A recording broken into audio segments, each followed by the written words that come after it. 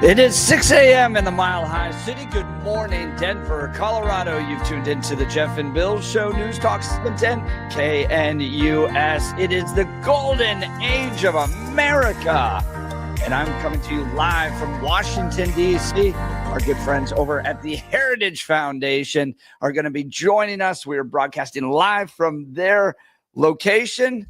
So we've got a whole show planned for you. We've got people stopping by. We're talking about Trump's new executive orders that came out. Heidi Ganahl is going to be with us. John Decker, Rory O'Neill, George Brockler, Eric Tietzel. It is an absolutely jam-packed show, unlike any we've ever had before. Thank you for joining the Jeff and Bill Show, News Talk 710 KNUS. By the way, phone lines are open because you are invited to be part of the conversation. So give us a call, 303-696-1971. That's 303-696-1971. Or text us on the Dan Caplis Law text line at 720-819-5115. Good morning, Bill. How are you doing? Hey, not too bad. A little tired. How about you? Dude, I still smell like cigars from last Really? night. It was All right, a night good. of celebration and joyful, getting together with friends and smoking cigars and toasting. It feels like we won World War III. So the whole city is in excited and full of happiness. And so, we're going, man. To be fair, Republicans have been portraying this as a war and a world war and that the country was going to die. And so have Democrats. So I understand the celebration, even though it's hyperbolic. But oh, well, what can we do? Of course. But in my, 20 years of politics, I've never seen conservatives this happy. I really haven't seen, at least the conservative side, this joyful, this optimistic. Trump's campaign was such a shock when he won in 2016 that it wasn't an opportunity to really celebrate. And then we went into the whole Russia collusion and impeachments and all that right afterwards. So there's quite a honeymoon taking place here in Washington, D.C. among Republicans. So we're doing great. But let's check in first on News and Comment with Blake Olson. Good morning, Blake. Hello, Blake. Are you there? You know what? I am here. Yes. I just There he texted is. you. Oh, I yeah. can see Jeff. Oh, but you can't hear? He looks wonderful. I cannot hear him. Oh. I love that hat. I have no idea what Jeff said. That's he looks sharp. He's weird. wearing a gray jacket and Let's a white see. shirt Let and me a do blue this. tie. Hey, Jeff, can you talk for a second? Do you hear him now? Hello, Jeff Hunt coming to you from the No, Heritage Still Foundation. can't hear him. You still can't hear him. Okay. Interesting. Well, I'm He going to bring looks Jeff's great. mic down. Go ahead and do news. I'll introduce you from now on. There seems like, there's something wired that's weird here in the board. We'll figure it out. Okay. All right. Blake sounds Olson, good. news and commentary. Good. Thank you, Billy. And good to see you, Jeff. 1 degree and clear in Denver. And let me shut this off because I'm going to get a little reverb here. All right. 1 degree and clear in Denver. Expecting a high, let's see, of today, 39 degrees. Break out your shorts, sunshine, and blue skies. So it should be a beautiful day in Colorado, but a really cold start early this morning. Our top story. I'm giving you literally all I got. But no more are going to be released tonight, okay? And tomorrow is a brand new day. We'll see what tomorrow brings, okay? I'll probably be here with you, okay? Now that's a prison guard outside in the cold early this morning. Day one, DJT officially pardoned some 1,500 J6 political prisoners. Trump signed commutations of sentences for 6 defendants as he invited the press in while he signed executive orders last night and took questions while he did it, which was awesome. That's his science right here. So this is a big one. Anything you want to explain about this? We hope they get them. We hope they come out tonight, frankly. They're expecting it. Approximately 1,500 people, six commutations. Were there any cases you did not need or pardon of people? We're looking at different things, but the commutations would be the ones that we'll take a look and maybe it'll stay that way. Speaking of J6, former President Biden with preemptive pardons for the J6 committee, including Dizzy Lizzie Cheney, queen of corruption. I think it makes Biden look very bad, very weak, and very guilty. And I mean, he pardoned everybody. How about this J6 committee? Why is he pardoning them? The reason is because if you delete and destroy documentation, everything, they have nothing because they were guilty as hell. They rigged it. It was a rigged deal. And when you do that, they look very bad. But I was a little surprised he did it. Liz Cheney, I mean, she's a lunatic. And she lost by the greatest margin in the history of a politician running for Congress, like 40 points. The reason it was the greatest is because anybody losing that badly is going to drop out. But she's a nut job. She doesn't drop out. You know, she just keeps chugging forward. And thank you, Wyoming, for voting her arse out of there. 47 making a few exceptions to his executive order, freezing government hiring. The freeze doesn't apply to the military, immigration enforcement, national security, or public safety. Trump barred all agencies from filling vacancies and ordered them to make more efficient use of what they have. This is actually an executive order designating the cartels and other organizations to be foreign terrorist organizations. That's a big one. Yes, sir. People have wanted to do this for years. So they are now designated as terrorist organizations, foreign. And Mexico probably doesn't want that. Also, an immigration bill has passed the Senate and on its way to the House.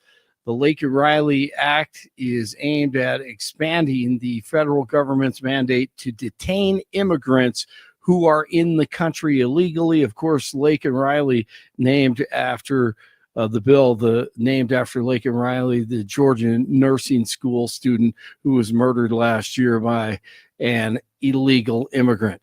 Colorado's elected leaders seem ready to work with Trump. Governor Polis said on social media that he looked forward to making sure that the voice of the governor is heard by the president. Democratic Representatives Jason Crow and Brittany Peterson, I think it's Pearson, not Pedersen, right? Yeah, Peterson. Both praised the peaceful transfer of presidential power and said that they would work to find common ground with the Trump administration. The National Weather Service has issued the highest alert for fire danger in the LA area today. City officials say low humidity and extremely high winds are causing dangerous wildfire conditions. Man, I love this one. A deaf girl says that she read the lips of Barack Obama yesterday when he leaned over to George W. Bush. So two former presidents during the inauguration celebration. Obama walks by the Bushes and then leans over and says something to W. This is what she says she thinks that Obama said. Good to see you. Thank you. How can we stop what's happening? How can we stop what's happening? That's what she thinks that he said to W. And you know what? I believe her. News brought to you by Lair Fireplace and Patio, Denver's premier source for everything fireplace, patio, and grills. Locally owned and operated since 1954. Online at lairfireplacepatio.com. Ohio State capped the first ever 12-team playoff with a 34-23 win over Notre Dame Monday night to capture the college football playoff national championship. And let's see. And obviously the NFL playoffs coming up this weekend. So congratulations to Ohio State. It is -1 in Parker, 0 in Broomfield, and 1 in Denver. 1 degree in Denver. It's Tuesday. Jeff and Billy continue. Liz Cheney, I mean, she's a lunatic. Liz Cheney, I mean, she's a lunatic, but she's a nut job. Blake Olson, News Talk 710 KNUS. A cold weather advisory is in effect through mid-morning. Temperatures are going to moderate today, but they're going to start off quite cold. Then Chinook winds will help out. Temperatures upper 30s to near 40 today. Gusty southwest winds causing cold wind chills.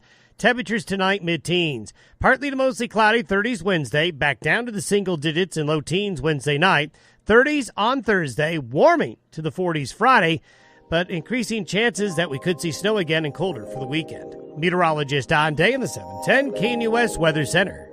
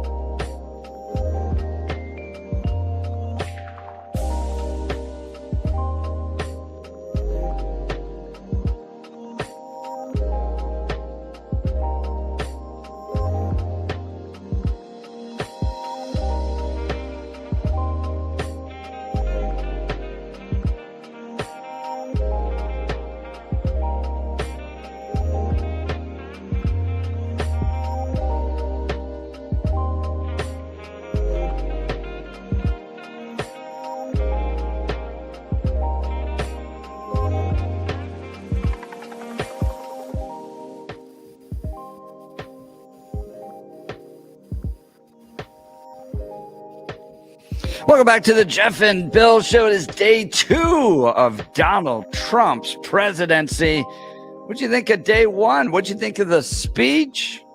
I thought it was inspiring. The golden era of America has returned. Felt like the adults were back in the room. I had a great time. And then with all the executive orders, it's like Christmas. Just one gift after the next coming. Billy, did you watch the speech yesterday? Did you watch all the festivities? Yeah, I watched the stream of mistruths and, him talking about the stuff he said. And then, yay, executive orders, which, okay, I thought we didn't like the unitary executive thing, but I guess we're into that now. And some of those executive orders, not certain that he can follow through on those, especially the one that Blake was outlining, the idea of declaring the drug cartels terrorist organizations. That's weird because it doesn't follow the definition of what a terrorist organization is. So are we changing the definition? I don't understand. Tell me what the definition of a terrorist organization is. A terrorist organization is a group that uses violence to enact political change inside a society. The drug cartels aren't doing that. They're not looking for political change. Mm-hmm. They don't care. They're violent, but they're organized criminals. Crime and pushing for political change are two different things. They're two different branches of what crime is. But now we're conflating the two, which is interesting. Do you think we should be? Do you think we should be using more resources to confront them? Yeah, but that seems to be the point. But it doesn't mean. But you can't just say. Then why doesn't he designate more money going there rather than trying to use a BS, sleight of hand in order to call it something it isn't? Because what'll happen is that's going to gum up the works. People are going to file, briefs and things and are going to try to stop the idea of designating them as terrorist organizations. Mm-hmm. So, yeah.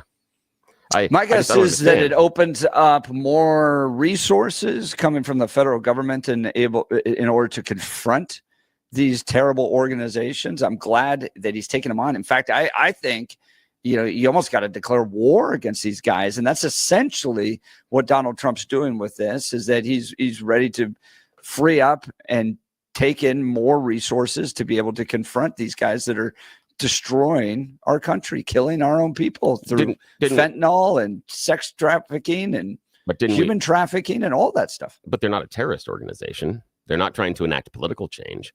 So they don't, by definition, fall into the realm of a terrorist organization.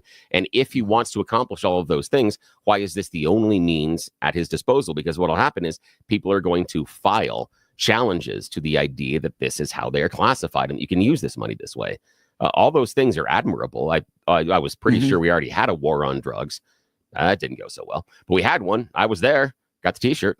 So Warrior Dare t-shirt. Yeah. So I got there, but we had that one already and we put more effort into it and we put more money into it. And we all know how that went. I look at the idea, if it's, to me, the idea of declaring a terrorist organization makes everybody feel good in the room. Yay.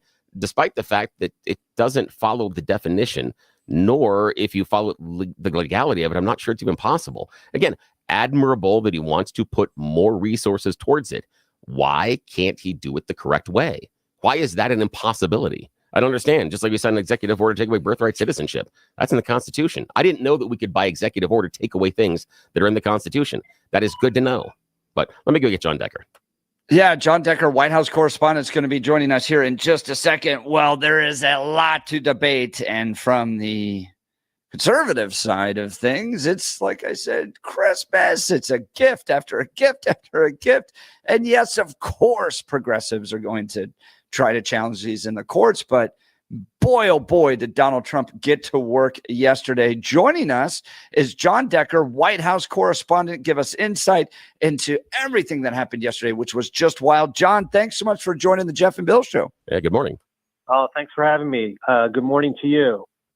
Now, I got to tell you, the one thing my wife and I were talking about yesterday was the amount of energy Donald Trump, J.D. Vance, and the families had to have to get through everything yesterday, because it was a long day full of lots of ceremonial activities. Give us some insight, John. Yeah, well, that's right. I mean, think about their day starting at Blair House, heading to the White House, heading to the Capitol, spending a full day at the Capitol as it relates to the swearing in, the inaugural address, the luncheon, then the Capital One Arena, then back to the White House for Donald Trump signing those additional executive orders, and then going out to 3 inaugural presidential balls. So he got back to the White House at approximately 12:30 this morning. So very long day for him. And today's his first full day as president of the United States for the second time. Talking to John Decker, White House correspondent. John, give us some insight to those executive orders. That seems to be driving a lot of the headlines this morning. The Trump administration seemed to get to work right away. Well, hitting the ground running, no surprise. He spoke about those executive actions that he would take once he's sworn into office. He did an executive order in which he undid dozens upon dozens of Biden executive orders with the stroke of a pen. Executive orders as it relates to energy, as it relates to border security, and even as it relates to those convicted of crimes associated with the riot at the Capitol on January the 6th of 2021. Talking to John Decker, White House correspondent. So yesterday they go through all of those. They get back late last night. Are we going to see early morning work? Are they going to slow things down a little bit? What should we expect out of the Trump-Vance administration on day 2? Well, day 2, Donald Trump and the First Lady will leave the White House for a service at the National Cathedral, a prayer service at the National Cathedral, then head back to the White House. And then you can expect perhaps some more executive orders being signed by Donald Trump. There is so much that he can do unilaterally without even having to involve Congress. And yes, he will involve Congress certainly this year with his legislative agenda, but so much that he can do unilaterally just through the stroke of a pen. Now, John, did you attend any balls? Was it a late night for you?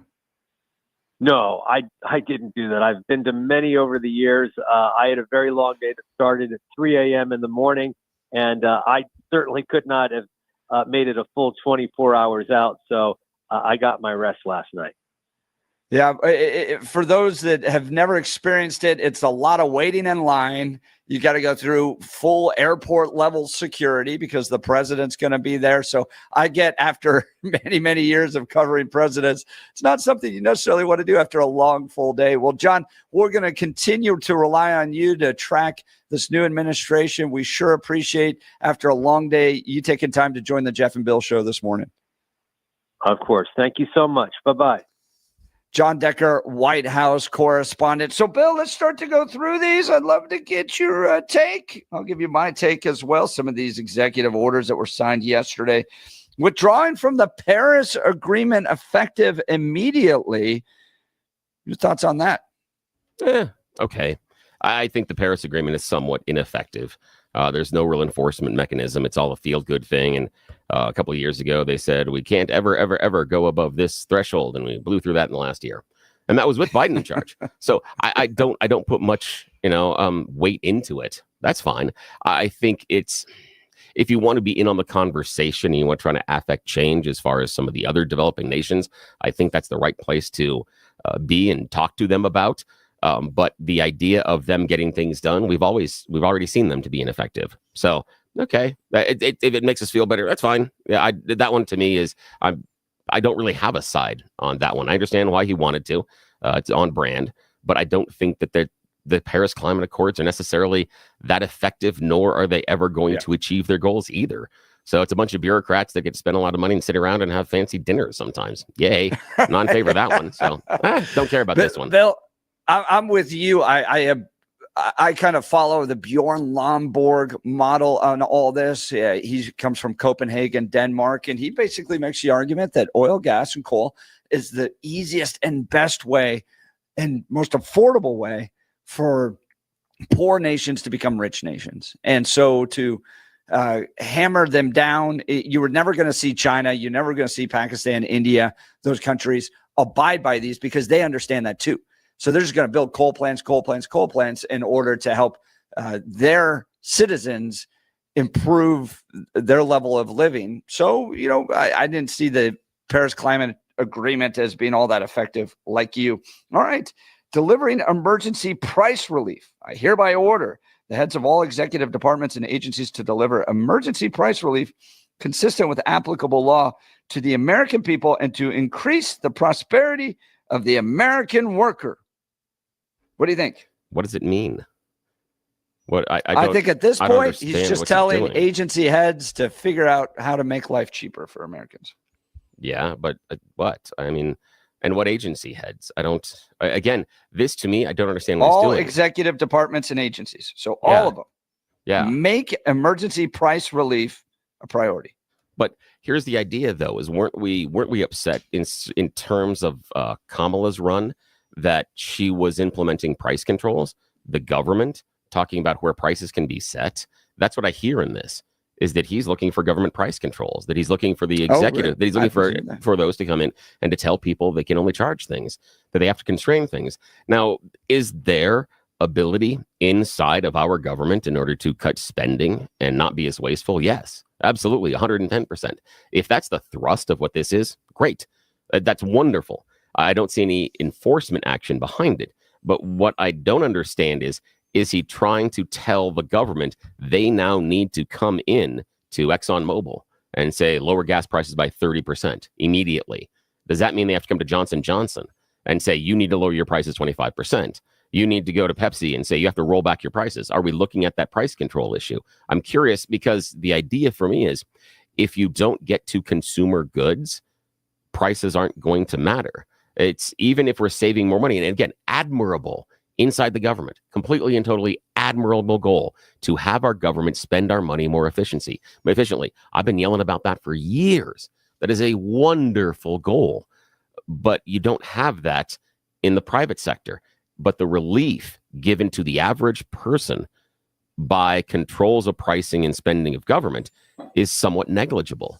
The real relief is what your pocketbook delivers every day. And I don't see anything contained in there that says it's going to bring average relief to a consumer. And he can't do it through that. And so that's what I think that's why I think it's a cheerleading exercise. This is a yay. Well, in that case, yeah. Okay. I mean, he's making it a priority. That's the goal there. I don't see the price control stuff. Here's another one: hiring freeze. A temporary freeze of hiring until the Trump administration is fully in place.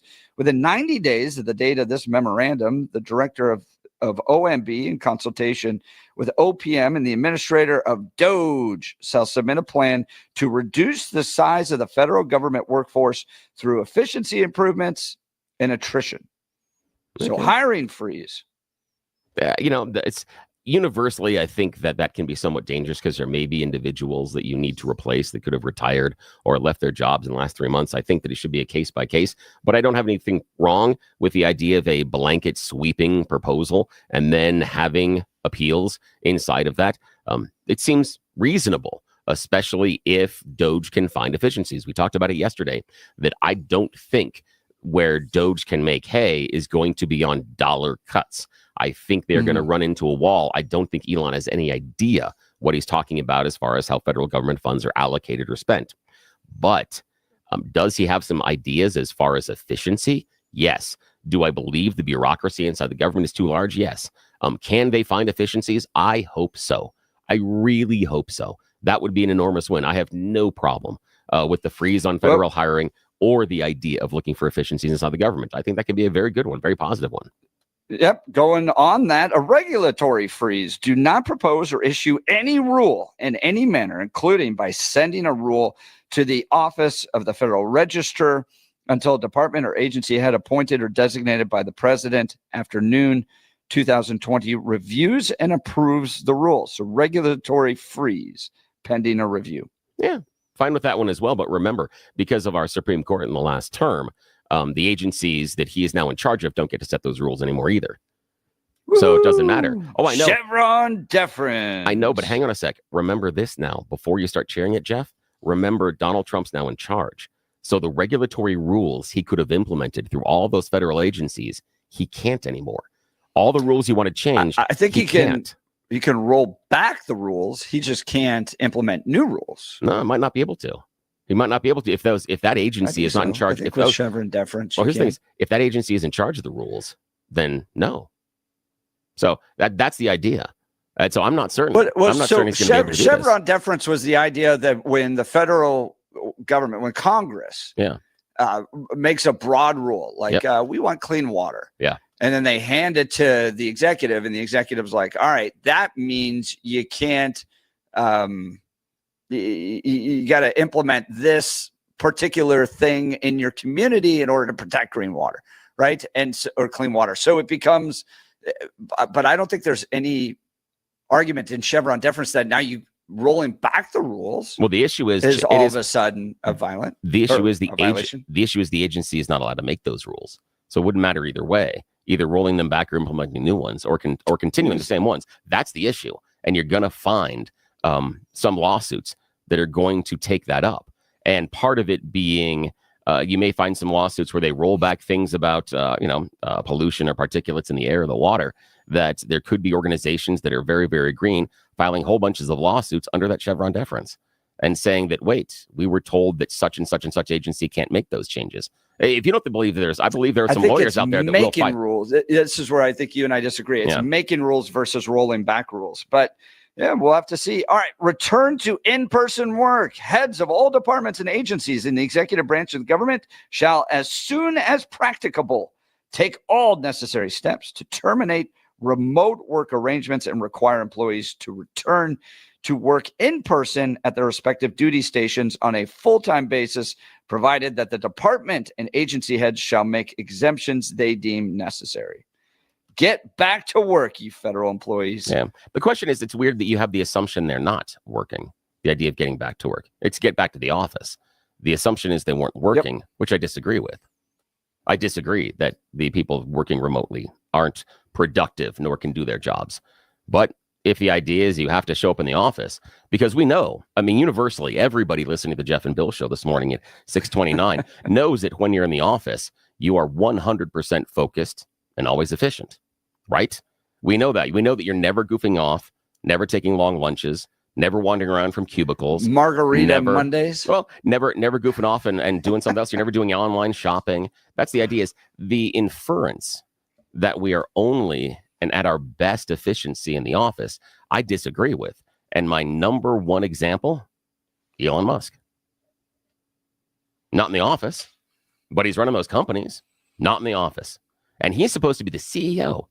The guy's in charge of all of it, not in the office, but running the companies. And I don't see Elon as a problem at all, because he is absolutely working. I think this is directed towards people that are hanging out in their pajamas and rolling into the Zoom around 10 and taking off around 2. And that's the goal here. Wouldn't you be able to see that inside of their online activity? And when they would log in and log off, you'd be able to see that. And also, being someone that has been in radio for 3 decades right now, I have seen people leaving the office at 2:00 for no particular reason, over and over and over and over. So this is the idea is you're not locked into the office. And the idea that people weren't leaving the office early and taking long lunches and wasting time, I don't understand what world everybody else was working in. Maybe I just was in a different office and there were a bunch of slackers at times. Maybe my experience is different, and I submit that could be the reason. But I disagree with the premise that we are at our most efficient inside the office. The other problem with this is you can end up shedding some intellectual power. The individuals that are going to have the option to not come back, that can move the most easy, are those that are going to be the most talented inside the system. So you have a possibility of individuals having a brain drain as far as those individuals leaving. And the weird part is I saw someone talking about the idea of if you're paying someone X amount of dollars and they're working remotely right now, and then you turn around and you say, now you have to be in the office, what that is as far as real world cost, because you're pretty much taking between 2 to 3, maybe 3.5 hours out of their day, each and every out of their day. And that accumulates over the course of a week. And if you would look at the idea of that being paid, that would mean that the employee, to get ready for work and then to commute both to and from home, is basically forfeiting, in some cases, over $30,000, $40,000, $50,000 a year just in that time and effort, rather than being able to do it from home. I would love to see that what they accomplish cannot be done remotely, because the reason why should we be paying for all of these large federal buildings and heating them and putting lights in them and making sure they have insurance and have carpet and paint the walls and the HVAC? Why? For me, it would be much more efficient to have smaller government agencies and buildings in which you have fewer people in them and more people working remotely, because people at home are paying for their own coffee, they're paying for their own power, they're paying for their own internet connection. All that's covered by them, not by my taxes. I just look at this when we're talking about efficiency. Remote working can be very efficient. I love this because I think you get a lot more work done when you're in person. I'm a big believer in that. And in this case, we're getting our government employees back together in the office. All right. We want to hear from you on this. By the way, tons of text messages. Join the conversation. 303-696-1971. 303-696-1971, or text us on the Dan Caplis Law text line at 720-819-5115. Iggy, agreeing with the terrorist designation. It's proven that China and Iran are using cartels as part of their war on us. And he approves of Trump designating them as terrorist organizations. So love to hear from you. Be a part of the conversation. You're listening to The Jeff and Bill Show. We are Denver's talk leader, News Talk 710, KNUS. At this hour, I'm Christina Awayo in Dallas, and here are your top stories. President Donald Trump is now officially the 47th president of the United States of America. And just as everyone expected, Trump got right to work on day one, signing an incredible number of executive actions and orders, including many that focused on securing the southern border. All illegal entry will immediately be halted, and we will begin the process of returning millions and millions of criminal aliens back to the places from which they came. The proclamation guaranteeing the state's protection against invasion based on the current crisis at the southern border. It invokes various executive powers relating to the ongoing invasion at the southern border. The CBP One app that allowed almost 1 million migrants to make an appointment and walk right into the country was immediately deactivated, with all existing appointments canceled. A national emergency was declared at the southern border. The humanitarian parole program that flew in up to 30,000 migrants each month has ended, and ICE and CBP are ramping up to launch Trump's mass deportation plan today that will focus on illegal migrant criminals first. Mexican drug cartels have also been designated as terrorist organizations, meaning, according to a source at CBP, the U.S. military can take direct action and conduct attack and withdrawal raids. That's what you need to know at this hour. In Dallas, Christina Awayo, Salem News Channel.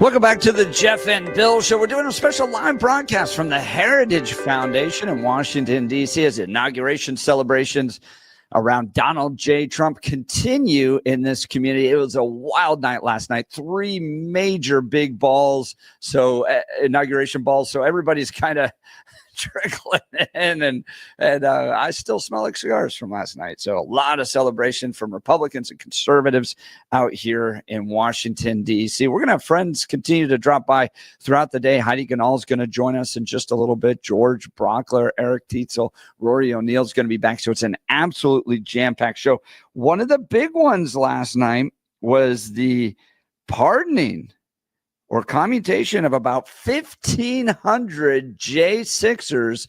This was interesting. My take always on this was, look, if you weren't violent and just kind of caught trespassing, at this point, you've been through enough. I think you paid your penalty. I'm fine with the commutation there. The violent ones, though, it looks like they may be included in the 1,500 or so commutations as well.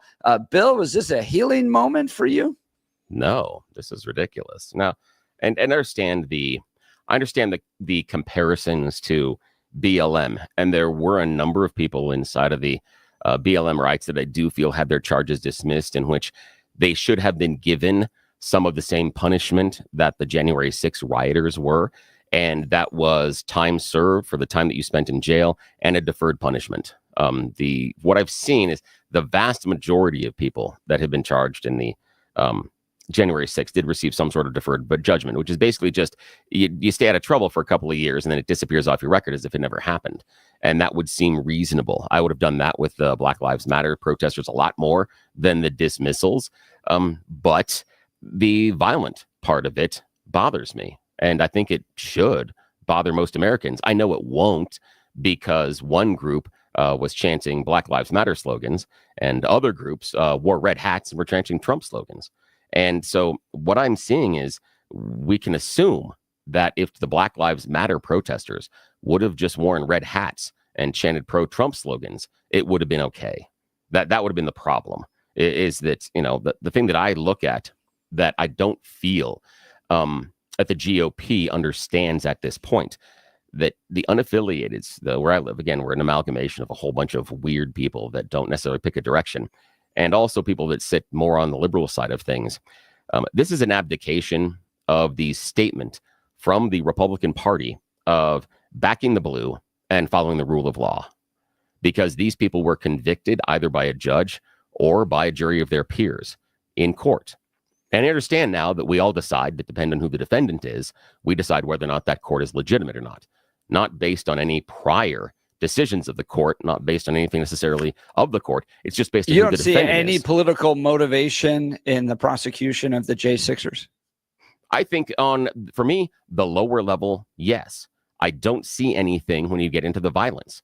I don't care. It's not okay for me, whoever the hell you are, to beat a police officer. It's not okay to crush them between a door. It's not okay to spray bear spray in their face. It's not okay to poop in the well of the Senate.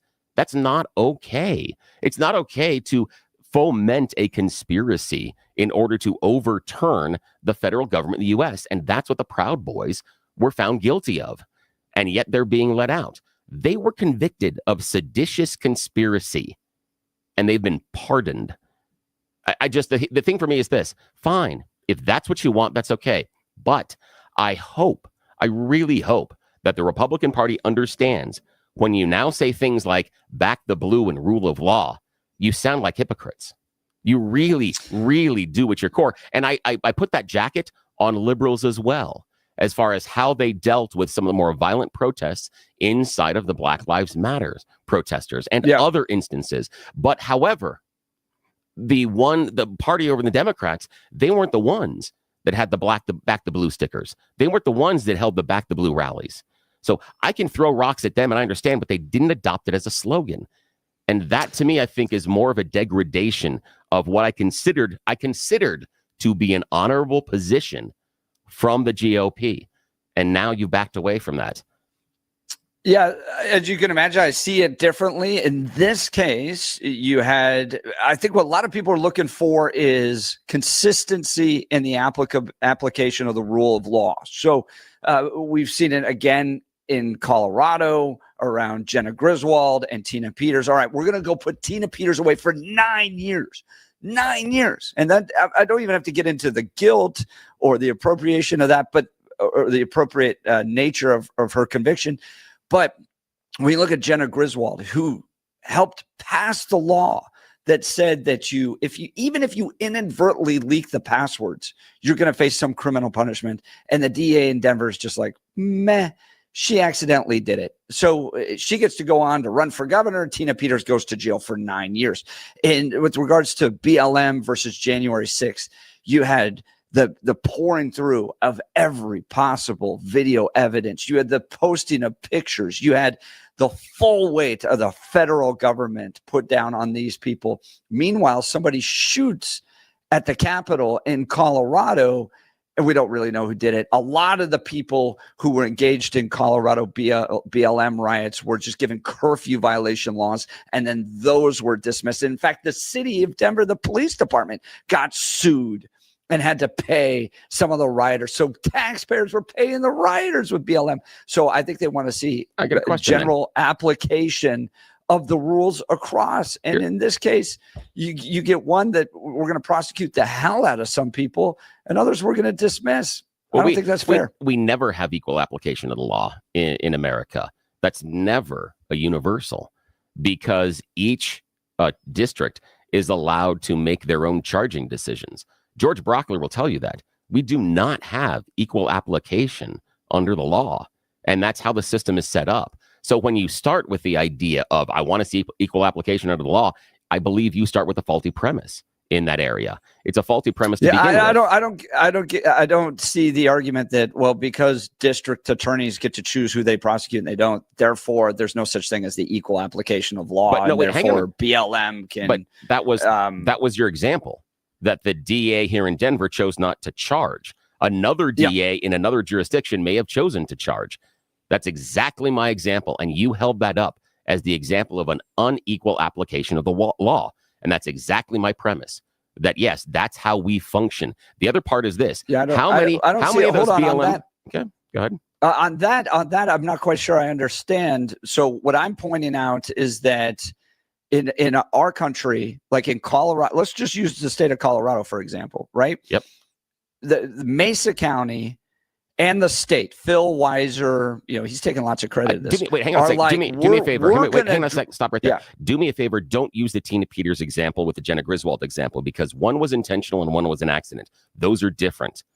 Stick with but the that's not what the law BLM. says, Bill. That's not what the law says. The law says it doesn't matter if it's intentional or accidental. Yeah, I understand, but Tina was charged under a lot of other laws beyond that because of the actions she took. They are not they're not analogous based on actions or activity. You think that I totally disagree. Okay, so you think that what Jenna Griswold did was the same as what Tina Peters did. They are analogous. I don't. I just said that, and you said you disagree. Help me understand. No, so and we're totally up against time. We got to get to a break. Let's just finish this later. Let's set this to the side. Let's finish this later. But here, on that issue, I think that the fact that you had the full weight of the state, like in every possibility, every angle, come down on Tina Peters, and then with Jenna Griswold, they're just like, yeah, you made a mistake. But you will admit that one was intentional and one was not. Problem with. You do admit one was intentional and one was not. But that's not what the law says. But yeah, no, I will admit that. But that's not what the law says. So we'll continue this conversation. Join us 303-696-1971 or text us on the Dan Capos Law text line 720-819-5115. Lots to debate all around Donald Trump and his executive orders. You're listening to the Jeff and Bill Show. This is Denver's Talk Leader, News Talk 710 KNUS.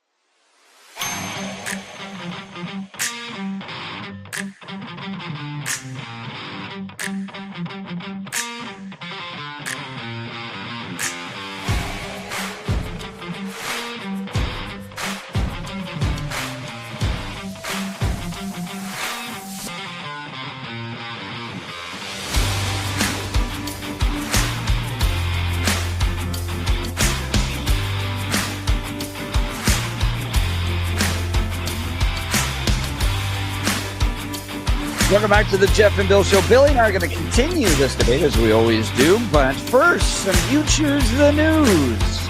Yes, it is that time of the morning where we get to make questionable decisions. It's what we call You Choose the News, everybody's favorite fake radio news game show. Yes, I've scoured the interwebs for moments this morning to find really, really dumb stories, and they're right over here, about us humans to play this fake radio news game show. Why? Well, nobody in charge actually understands that we're doing something this silly and, wasting this much airtime. So they wake up in about 7 minutes. Here we go, gentlemen. Blake Olson is in the news department. He will not be able to hear Jeff at this point, and we'll see how I translate in between. All right, gentlemen, your headlines this morning are Ben and Splinter go bad.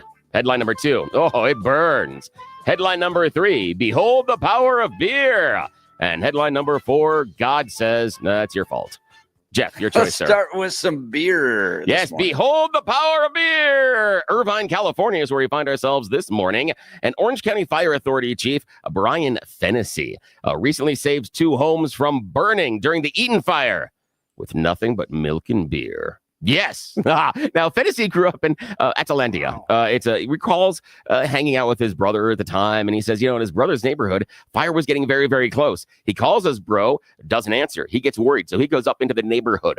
He finally gets a call as he arrives that his brother and family are evacuated along with one of the neighbors, but he said the whole block is going up in flames. But he does see his brother's house and his neighbor's house are doing just fine. So he rushes in. He's got 50 years in the fire service. He's not going to stand there and watch these houses burn. He goes up and he says it's a total nightmare. He takes cell phone video. He said the streets he grew up on are not recognizable. He was shocked to find these houses still intact. What could he do? He broke into the neighbor's house and he only found beer and milk. After trying the garden hose on both houses outside, no water. He goes, I got to do something. So he sees the gas meter. He sees the gas meter on his neighbor's house is already starting to melt. So he goes and pours beer and water on both homes' gas meters, cooling them down, and then goes about clearing brush that can start a fire around the edges of the houses. When the fire abates, they're the only 2 houses still standing. Wow. Yeah. Beer and milk. Look at that. Was it light beer? Or? Yeah, I have no idea. That's a good point. Okay, now, Blake Olson in the news department. Ben and Splinter go bad. It burns, or God says it's your fault. It burns. It burns. Oh, it burns. Springfield, Missouri is where we are traveling now. A judge has sentenced a woman to 12 years in prison after she used Takis tortilla chips to set a fire to house in Springfield. 3 people were inside at the time when Patricia Williams, 44, decided to get all sparky.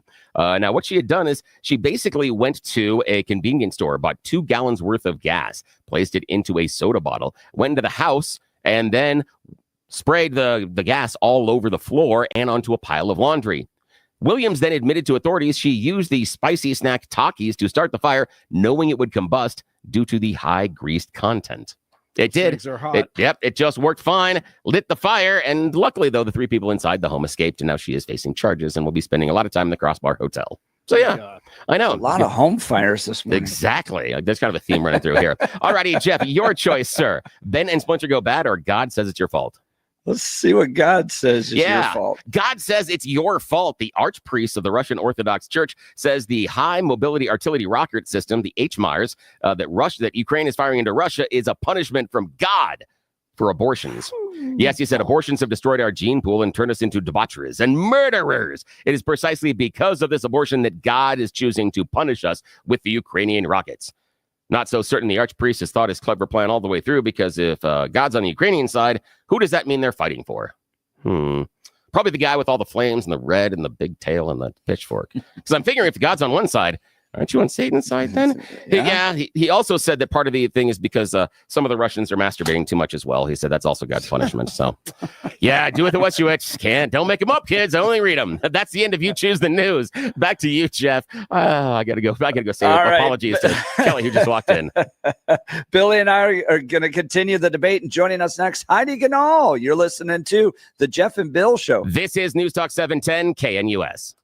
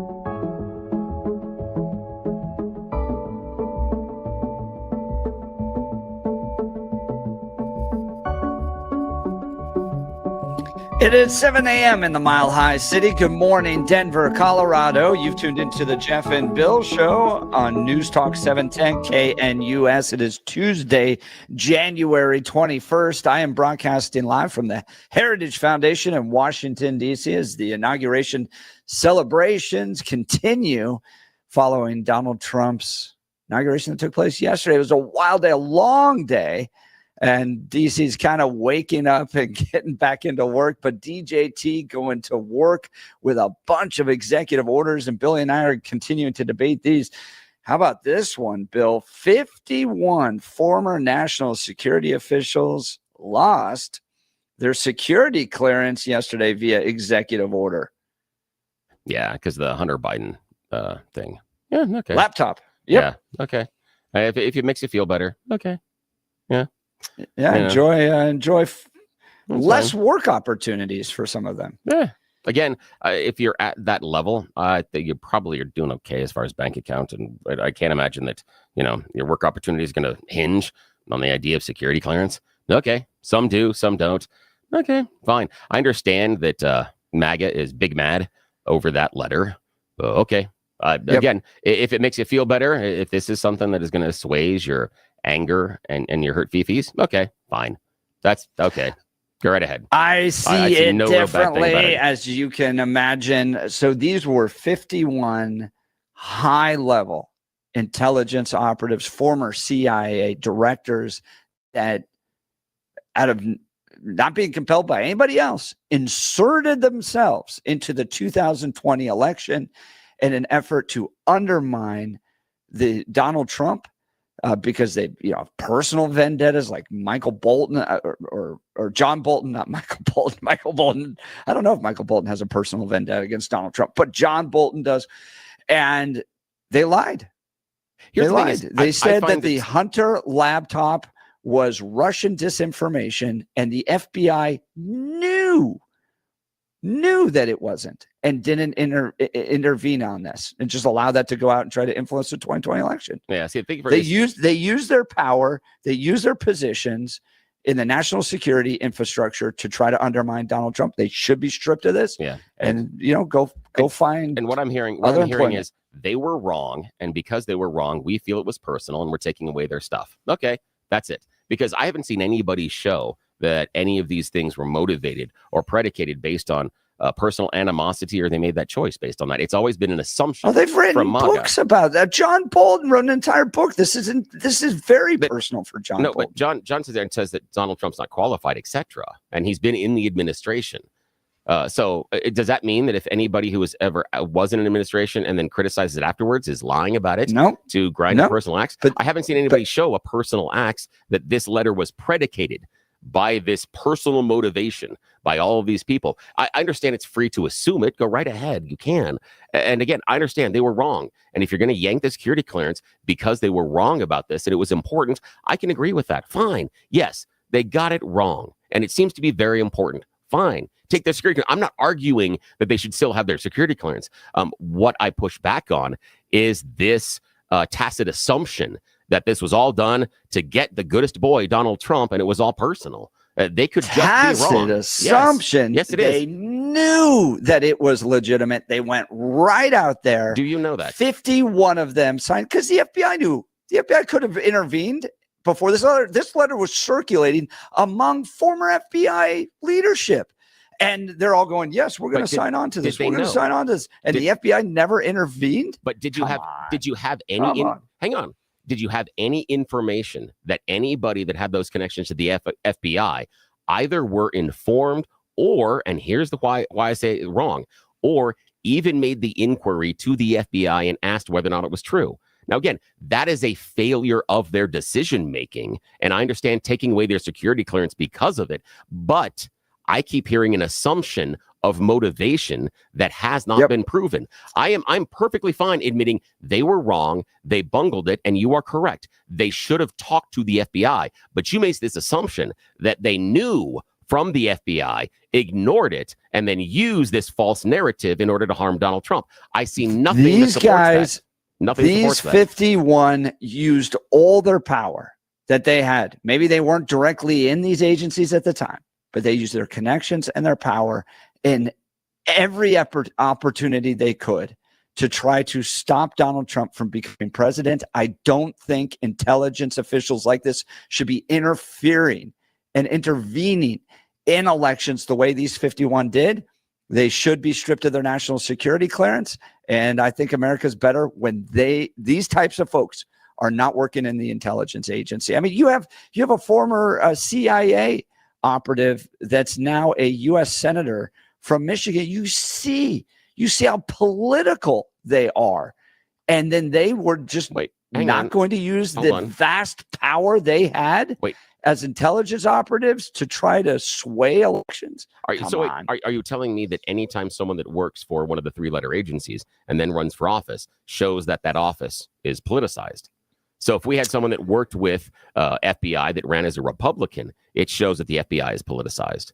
Is that your assumption?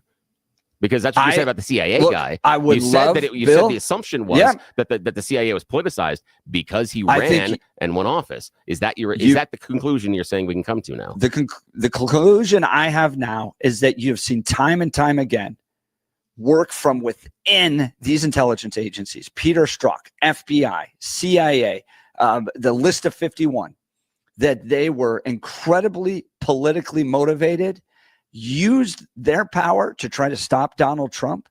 And that is not how these intelligence agencies should be operating. This is why Kash Patel is going to clean things up. This is why Ratcliffe is going to clean things up.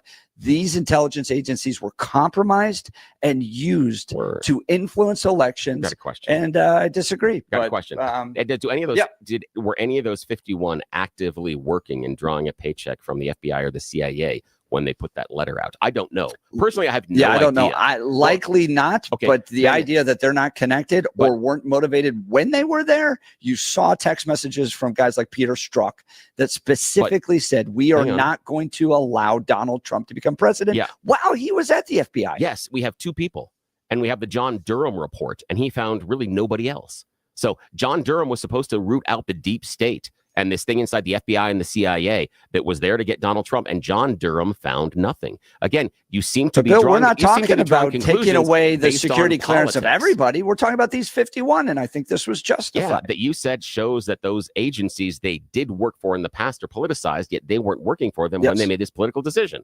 You're jumping. You're making a jump going from because they're outside the agency now and made a political decision. The only thing you'll accept is a memo. You want like a memo that's like all 51 directing their people to go after Donald Trump. The idea that these people don't talk, don't communicate, don't use their influence behind the scenes in order to try to shape things. That's where I think you're trying to get off on a technicality. I'm pointing to John Durham's report. Durham spent years looking for the deep state and all these mechanisms inside of these 3-letter agencies that were fighting against Trump, and he didn't find any. I'm looking for what is extant. And so far, John Durham produced nothing. Yet we still have this assumption. Nothing is not true. Nothing is not true. You have 2 text messages from Peter Strzok 2 people saying that we are not going to allow Donald Trump to become president. So 2 people. Do you have anything else?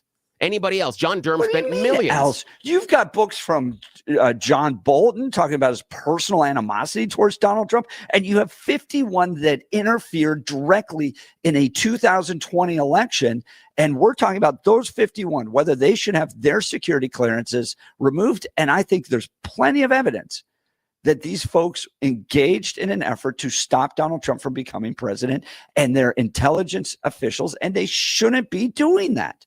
Yeah, but yet you haven't made the case. Again, they were wrong, but you haven't been able to connect the dots. You haven't been able to connect the dots that these agencies were politicized. And here, yes, you have 2 names. You have 2, Peter Strzok and his girlfriend. You have 2 names, and those are the 2. Last time I checked, there were lots of other people involved in the FBI, and those 2 weren't necessarily in the higher levels of management. And again, I'm going to push back at the Durham report. And the reason I do that is that when we were on this radio station here with Peter Boyles, that I heard over and over again that I was an idiot because I just had to wait for the Durham report. The Durham report was going to expose the deep state. The Durham report was going to say everything that Donald Trump was saying was true. The Durham report was going to show us these deep moles that were trying to obscure and obfuscate Donald Trump's agenda. Didn't find anything. anything is not right either, Bill. All right, we got to get to news and comment because we got Tidying It All coming up. Let's check in on news and comment with Blake Olson. Good morning, Blake.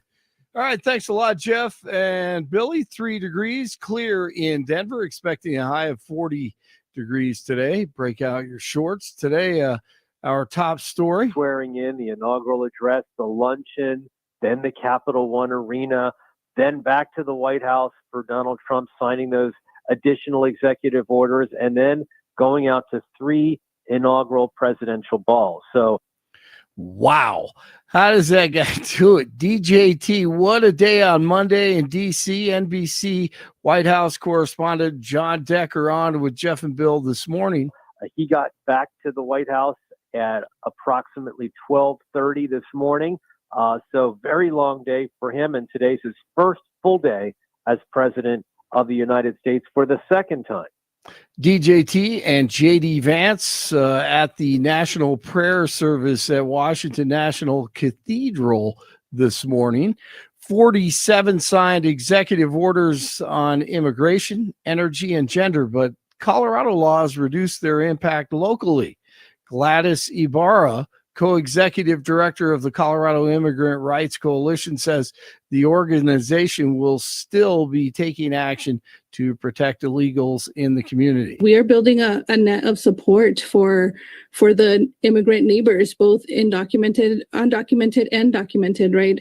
People who have been here for decades and people who are recently arrivals. A 2019 law blocks local law enforcement from aiding federal immigration agents in civil matters, countering parts of Trump's Securing Our Borders order. Colorado remains a leading producer of oil and gas on federal lands, despite fluctuations under past administrations, and a federal order defining only 2 genders won't affect state-issued IDs or birth certificates, which allow X as an option. Makes you proud to be a Coloradan, doesn't it? The president pardoned roughly 1,500 people convicted in the J6 FBI tour of the Capitol. Trump called them hostages. I think that's a good word. And also signed commutations of sentences for 6 defendants. Some were released last night, others being released this morning. Another one of the first orders signed by the president requires federal employees to return to full-time in-office work and freezes federal hiring except for positions needed for national security, the military, and public safety. Former President Biden gave preemptive pardons to the corrupt, speaking of January 6th, the corrupt J6 committee. I think it makes Biden look very bad, very weak, and very guilty. And I mean, he pardoned everybody. How about this J6 committee? Why is he pardoning them? The reason is because if you delete and destroy documentation, everything, they have nothing. Because they were guilty as hell. They rigged it. It was a rigged deal. And when you do that, they look very bad. But I was a little surprised he did it. Liz Cheney, I mean, she's a lunatic. And she lost by the greatest margin in the history of a politician running for Congress, like 40 points. The reason it was the greatest is because anybody losing that badly is going to drop out. But she's a nut job. She doesn't drop out. You know, she just keeps chugging forward. Last night, as Trump sat at his desk during that press conference, Peter Doocy reminded him he may have the traditional letter in the drawer from the previous president. In this case, Sleazy Joe. What's in there? Thank you, Peter. It could have been years before we got it. Wow. Thank you. Can you read that on the outside? Maybe we should all read it together. Let's read it. Well, maybe I'll read it first and then make that determination. That sounds great. Peter, thank you very much. I may not have seen this for months. Happy to help with the passing of the torch. I did. I left him one in the desk just like this. Almost exactly 5 years since the first case of COVID was confirmed in the U.S., researchers say that the virus could be causing increased cases of chronic fatigue syndrome. Some 13 to 58% of people who have been suffering from long COVID meet the criteria for CFS, and researchers think that the two illnesses could be triggered by the same factors.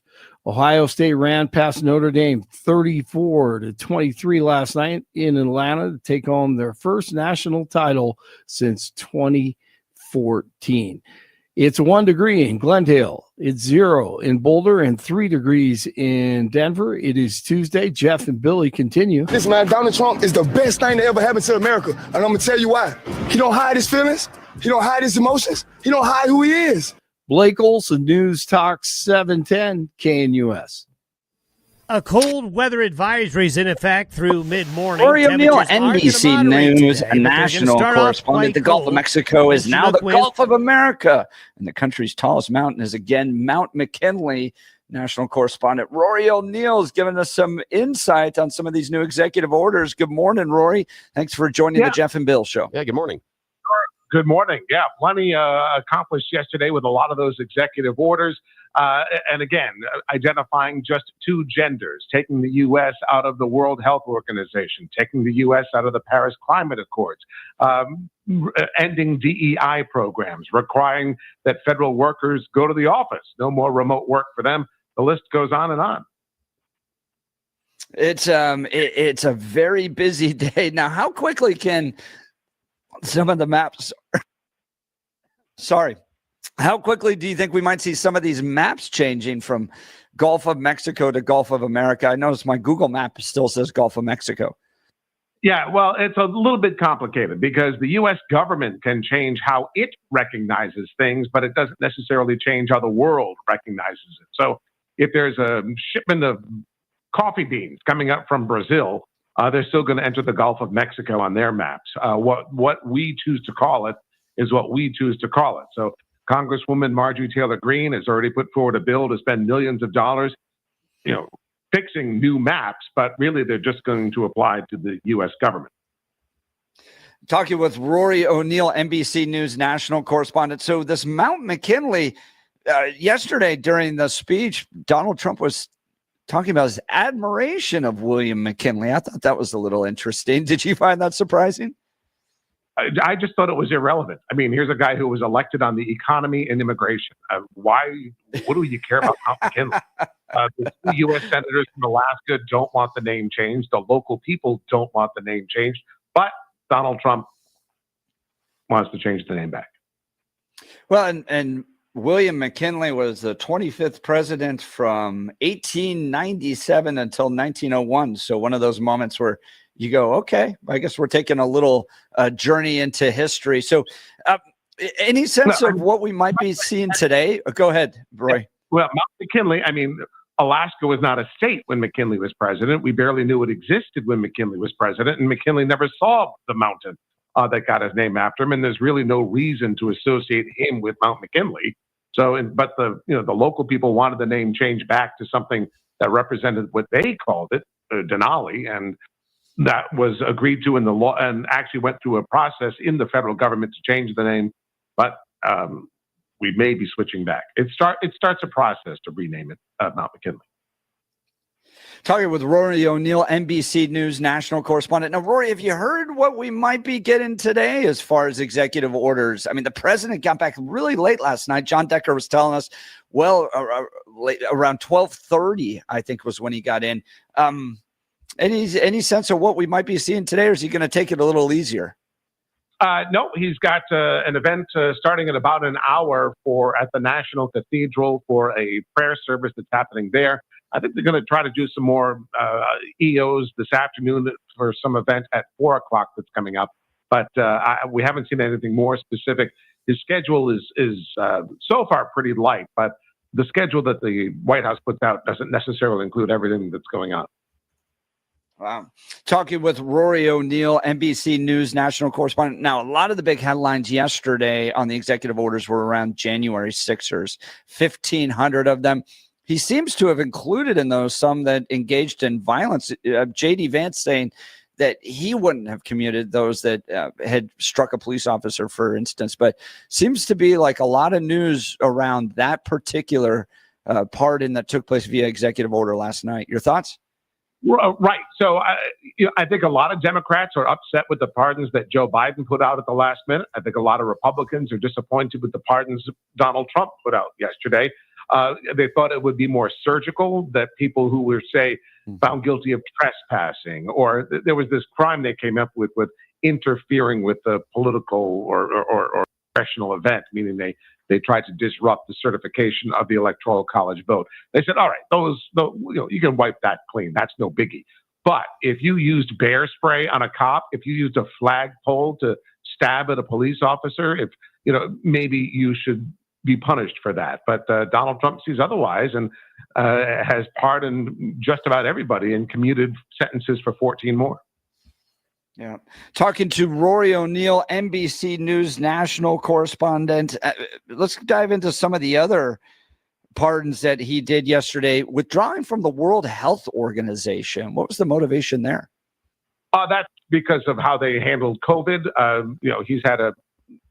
He got out of the World Health Organization when he was president the first time. Joe Biden went back in, so now he's saying we're back out again.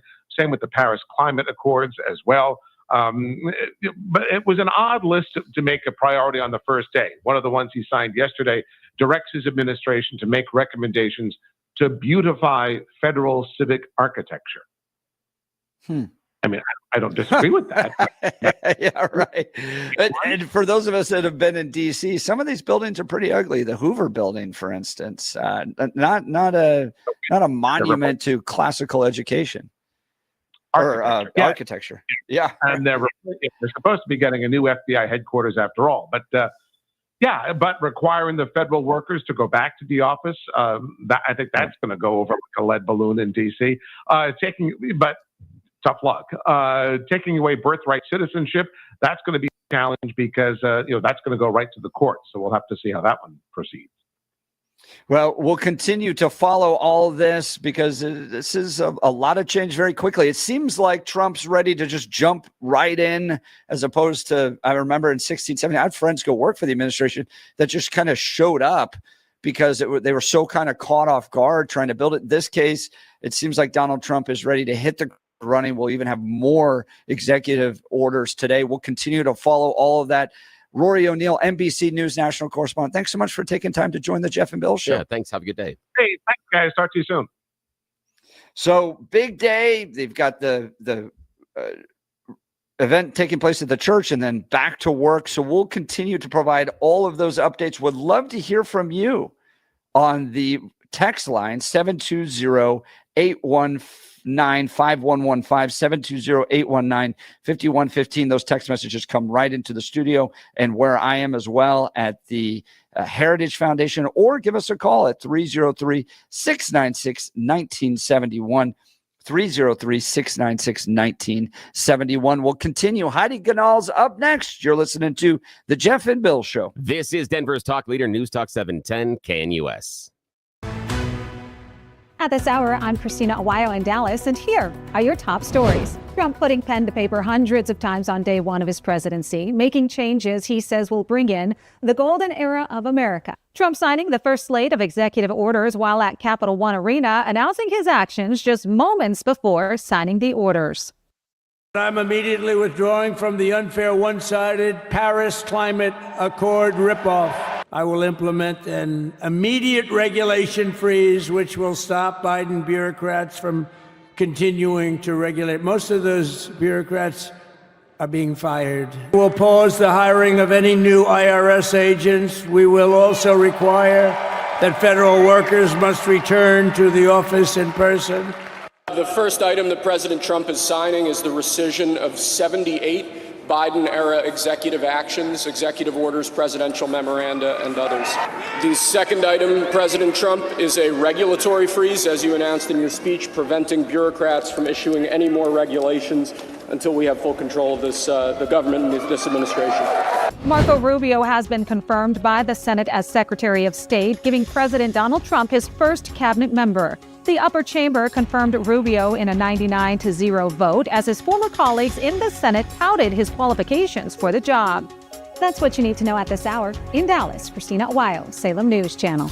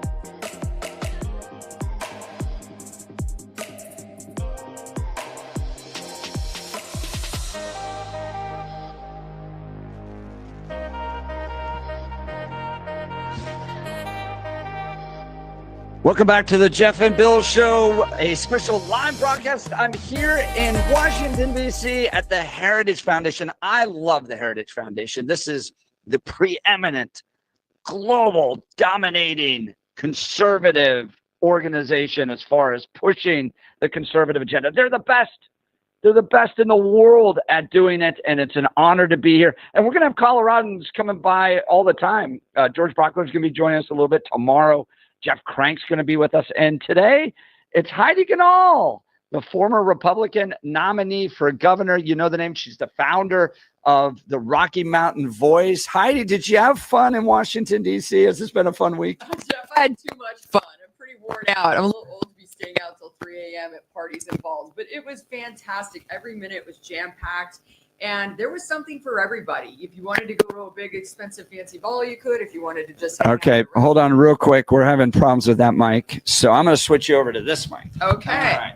So yeah, Jeff, there was something for everybody. It was so fun. We went to the big, fancy, expensive balls, and then we went to just restaurants and hung out with folks we just met on the street, and went to the Freedom Caucus lunch. So it was fantastic. I am so inspired and hopeful for our country, and to see everything that Donald Trump did yesterday in one day was amazing. But there's a lot of heartache. Progressives are saying, you know, he's going to ruin this country. We've got a dictator in office. What's your response to that? Oh, it's a bunch of baloney. We're going to do great. America's back on track. Everything that's going to happen in the next few weeks and a few months is going to show people who he really is, who his administration is. I met a lot of his cabinet the other night. Obviously, Chris Wright is one of our own Colorados. He's going to be the head of this energy department. So I just have so much hope, and I'm just thrilled to death with everything he's doing, the track he's taking. And I think it just unleash prosperity in this country. This is...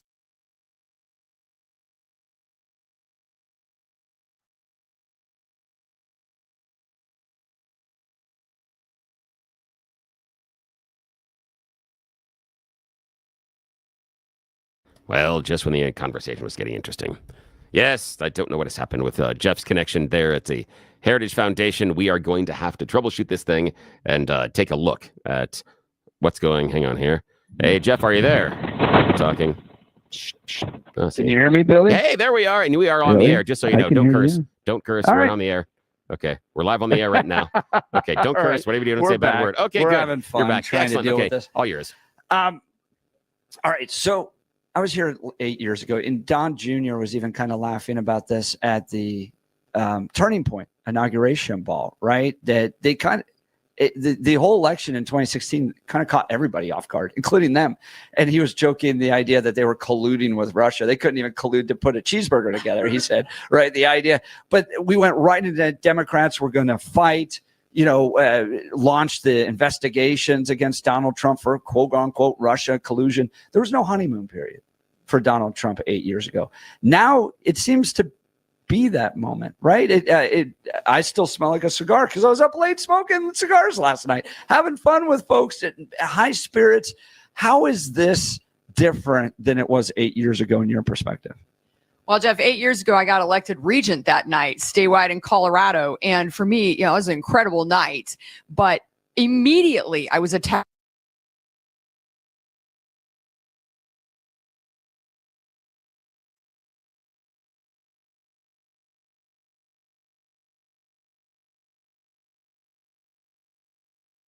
Well, we have lost him yet again. This is not good. Well, we'll see what we can do. I'm going to tread water here with you a second. Listen to Jeff and Bill on News Talk 710 KNUS. I know you don't want to hear a monologue from me, and we're not going to go that direction. Jeff is talking to Heidi Ganahl, former gubernatorial candidate and CU regent. We're going to try to reconnect with them. They are live in Washington, D.C. at the Heritage Foundation. That's where Jeff is going to be broadcasting from today and tomorrow. Well, I guess technically I'm using the word broadcasting kind of loosely at this point because he's not on the air with us. Let's check back in. Jeff, are you there? Nope, nothing yet. Don't hear him yet. We'll step aside here in a second. But I appreciate some of the ideas and the text messages that we've got so far. People talking about whether or not we can name drug cartels as a terrorist organization. Appreciate the one that outlined the U.S. code. Unfortunately, in that code there, it does talk about taking, the terrorist activities. And I'm curious if we can define what the cartels have been doing as terrorist activities, even if it could be viewed so inside of Mexico, but not here. Does that necessarily make a difference? And then does that change how they are viewed as a possible terrorist organization? We had a big debate last hour about the revoking of the security clearance of all of the officials that signed that letter about the Hunter Biden laptop. I understand. It seems to me to be petty, but I can acquiesce to that. I can say that's an okay thing to do because they came to the wrong conclusions and because of what they were doing at that time. They probably should have done a better job checking and at least reached out to the FBI. If they reached out to the FBI and then chose to further a narrative that the FBI knew not to be true at that time, or was the FBI honest with them? I have questions, but the bottom line is at that point they were wrong. I have no problem with them pulling back security clearance from those individuals. That seems fair. I do have some questions, though, about some other things. The birthright citizenship, that one seems to be a little bit difficult because if we can just revoke things contained in the Constitution through executive order, I'm not so certain that everybody's going to be happy about that one on both sides of the aisle. I also think we've got kind of an issue about declaring a national emergency and using the Aliens and Enemies Act to deport people, but we will see what happens. Let's check in to see if Jeff is back with us. Jeff, you back with us yet? No, he's not. Tell you what, I'm going to step aside here for a second. We're going to try to figure this out behind the scenes, and we'll return in just a moment. You're listening to Denver's Talk Leader, News Talk 710 KNUS.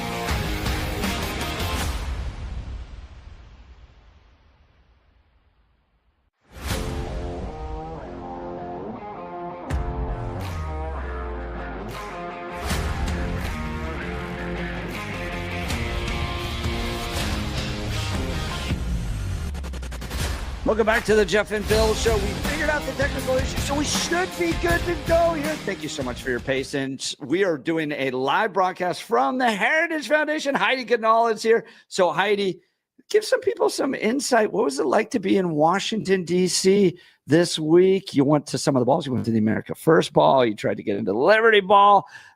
Somebody that wasn't able to make it out here, you made this a priority. You spent a lot of time and energy to get out here. What was it like for you? Well, it was very cold, first of all, but it didn't keep anybody down. Everybody was still all over. I mean, everywhere you walked, people were hooting and hollering and rooting for Trump. And there was just a special energy in the air. It's beautiful. And I really feel like the vibe has shifted in America.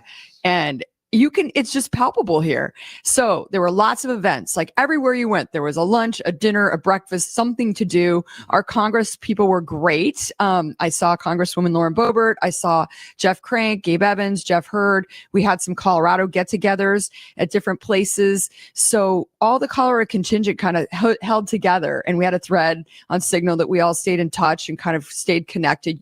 You obviously went to a couple of those too, Jeff, but it was just an amazing few days. It was so busy. I can't believe all the different things they put on and the mass amounts of people that they're shifting around. Now, it was really hard to get around. Like, I had to learn how to use the metro, and that was quite a feat, but it's very clean, easy to use. It seemed very safe, and obviously walking a lot. Yeah, right. Talking to Heidi Goodall, you know that name. She ran for governor in 2022, and then was regent prior to that. So Colorado is now taking pride in the idea that they're this blue island in the midst of a sea of red. What do the next few years look like for Colorado under a Trump administration here in D.C.? Lots of liberal tears. It's going to be painful for them. It sounds like Johnston and Polis are really going to push back hard, although Polis was here as I think he's one of the heads of the Governors Association, which was comical. It's like, oh my gosh, give me a break. But I think they're going to push back and try to be seen as like, you know, the guys that like prevent everything that Trump's doing from coming to Colorado. But I can't wait for Tom Homan to like show up and say, nope, we're not having that. So I think actually John Fabricatore is here. Yes. He was going on to debate Jim Acosta on CNN this morning.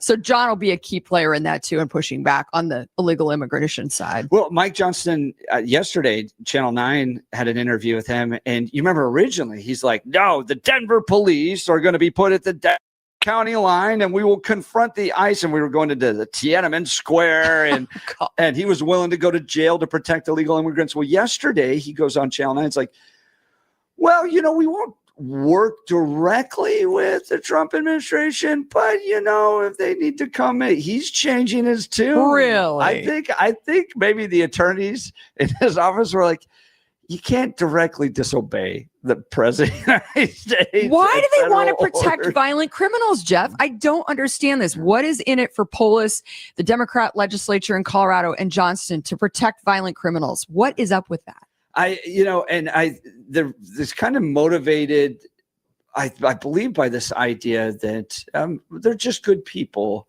that came here illegally and they want to live their lives and stuff like that. That becomes their focus, right?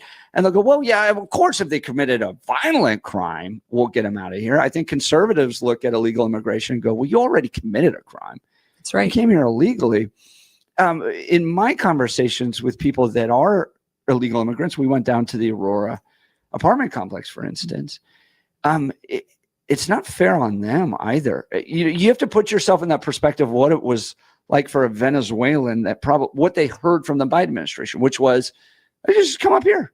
There's the door's open. Just walk up here. And I talked to one woman that was like, I have to live in the shadows. I can't find a job. You know, like they were lied to as well. Even if they're good people that, you know, aren't committing violent crimes, they were lied to. And I've heard this, and I believe it's very true, that clarity is kindness to people. So if you have a very clear immigration system, this is how you follow it. Here are the steps you follow. You can become an American citizen. that benefits everybody. Yeah. But if it's just kind of murky and come across and Mike Johnston will give you an apartment complex for 6 months and, and then that runs out. But how do I get that's not kindness to people. No, I really like that. Clarity is kindness. And our system is anything but clear right now. And I do believe we can do this in a compassionate way. I think that there are people who have earned their right to be here. There's lots of great people waiting in line the right way to come here. So let's let people who have priority, that have waited in line, done the right things, that bring great value to America, come and be part of our beautiful experiment here. Now, Heidi Ganahl, you're a business owner, a famed CEO of Camp Bow Wow, founder and CEO of Camp Bow Wow. Let's say Donald Trump gave you a call and said, Heidi, we'd like you to serve in the administration. You have a knack for public service. You served as a regent. You sought to run for governor. If you could have any job in the administration, what would that job be? I'd love to help them tear down the Department of Education. Obviously, I've been in the education space a long time. I've seen the damage that the federal bureaucracy does to the education system. I'd love for them to block grant that money to states and let states do their thing. Now that in Colorado, that's a little bit scary because we have a state that doesn't do the right things with the money, but a lot of states are. And I helped ACE scholarships for a year, get involved nationally in different efforts to pass education savings accounts where parents get money to decide what they want to do with their kids, if they want to homeschool them, do a micro school, private school, whatever. And it works beautifully. So I would love to help transform the education system in this country and make sure that every child has an education that they deserve. That's the big one. Out of all the business, out of international, like ambassador, you could have been the ambassador to Monaco. Education. Now, that's interesting. No, no, my passion is in keeping the American dream alive. And I believe education is the key to keeping the American dream alive. And, I've done a lot in the business world, been a CEO, entrepreneur, been involved in a fight against the NLRB, the National Labor Relations Board, and in the franchise industry. But my heart is really with the kids and making sure that they get a great education so they can do what I did, and that's live the American dream. Now, your hubby was here. I saw some pictures. He looked dapper. He had his tuxedo on, but he's not a politico. He's just very happy to run the very best barbecue restaurant in Colorado, GQ Barbecue. So what were his thoughts on this week? He had a going ball. to all this. Did he have fun? He loves just going and sitting at like a random bar stool and talking to people that he's never met and striking up a conversation. He had so many of those conversations. And so he just walked around a lot, got to know a lot of people. He kidded with people that he was here representing dudes for Kamala Harris. White dudes for Kamala Harris. People would be like, what? He's like, I'm just kidding. He's a joker, but yeah. And then your daughter Tori was here as well, and she's got a political background. What does she want to do? She helps you with Rocky Mountain Voice as well, right? She does. She actually ran for student body government at University of Oregon as one of the first turning point tickets in the country back in, I think it was 2013. And it was, oh my gosh, it was war. Like, it was bad. They won and then they got repealed, and Charlie Kirk was there on the ground helping her. So she got a taste of it early on. And of course, she's been on this journey with me. And Tori is just, she's a warrior. She's a great communicator. She runs all of our social media, newsletter, all the technology side of Rocky Mountain Voice. So she likes being a little bit more behind the scenes and helping, but yeah, she's great. Okay. Colorado, Blue Island, in the Sea of Red, there's going to be a lot of conflict between Donald Trump's administration and the progressives. I mean, not just Democrats, but crazy progressives. John Hickenlooper, Michael Bennett not supporting the Lake and Riley Act, voting against it. That's common sense stuff. There's, I think, at least 7 Democrats that came over on the Senate side to support it. So what do Republicans in Colorado need to do to incrementally get to a place where we can win a statewide seat? I'm not sure we can win a statewide seat in the next election. I think that's a big gap. It's a 15-point gap that we've got to cover. That's like Washington, Oregon, California size gap. So what do Republicans need to do in this next election, next year, to help advance the Trump-Vance agenda? Yeah, Jeff, we need to get back to basic blocking and tackling and start at the local level. I'm calling 2025 the year of the school board race. most people in Colorado have a school board race going on this year. So we need to get involved there. We have a little community, an X community called Colorado's Road Back to Red, and we're doing a fight back in 5. So it's something you can do in 5 minutes every day to make a difference in Colorado. We've got to get back to simple messaging. Follow Trump's lead. He's got a great agenda. He's going to do wonderful things for the economy, for our safety. All of those things will affect Colorado. So follow his lead with the messaging, get back to basic blocking and tackling. It starts local. There's no savior coming to save Colorado. We can't wait for everybody's like, who's the leader? You are the leader in your own neighborhood. That's how this is going to work. And then we'll start to win again. But we've got a long way to go. We've got to each do our part. And that starts with being a leader in your own neighborhood. Yeah. I mean, it seriously, if you've never been to a county commissioner meeting, a planning meeting, a city council meeting, I mean, we had Mike Kaufman on because Tay Anderson is down there, disrupting the city council meeting. But those things matter because that's where local government. And I really believe if Republicans want to take back the state of Colorado, it's done little bit by little bit, like what Danielle Jurinsky was I think she owns a restaurant or property. Yeah, she does. Like JJ's. She DJs? It's called JJ's. Oh, JJ. Okay. I thought she's a DJ. No, I was a DJ. Well, but what was it? 3 years ago, she wasn't politically involved at all. Right. And now people are calling on her to run for state party chair, governor, all that, just because she was a fed up mom. That's right. That got involved. That's right. Those are the people that are going to change. I was too. I was a fed up business owner. The government kept getting in my way, building Camp Bow Wow. So I finally got involved and started speaking up and learning how to articulate why it was important for the government to stay out of our way. And so I think each of us has our role. And it's as simple as just have a get together at your house with 10 people in your neighborhood that are like-minded and start to do that on a regular basis. Or, go to your school board meeting, go to your city council meeting, reach out to your representative, write a letter, send an email. It's really simple stuff. Fight back in 5 minutes every day. Just find something to do to make a difference and you'll find your niche. And what's the website for Rocky Mountain Voice? RockyMountainVoice.com. And we put out a newsletter called the Mountain Minute almost every day. It's a 5-minute read of the news focused on Colorado, unabashedly right of center. We don't apologize for that. Yeah. It's a great alternative to the liberal media and it's free. There's no ads, paywalls, subscriptions, nothing. Speaking of the liberal media, has anyone checked in on Kyle Clark and see how he's doing? Kyle Clark's liberal tears. Oh, he's such a meanie. Why does he have to be so mean? Yeah, especially towards conservative women. Oh my gosh, me and Lauren and Chrissy Burton Brown and Danielle, Aaron Lee now. Aaron's the target now. He shifts it around a little bit. What is up with that? He has 2 daughters. I don't understand why he acts this way when he has 2 girls that he's supposed to be a role model for. He had a hard day yesterday. He had a hard God day. Bless America, Jeff. God bless America. Well, Heidi Ganal joining us at the Heritage Foundation. Thank you so much for spending time. Was there a particular executive order that stood out to you yesterday? We got about 30 seconds. I loved that we got out of WHO, the World Health Organization. World Health Organization. And I loved the pardons of the J6 guys and watching all the stories. We got to cover that more. We're listening to the Jeff and Bill Show. This is KNUS.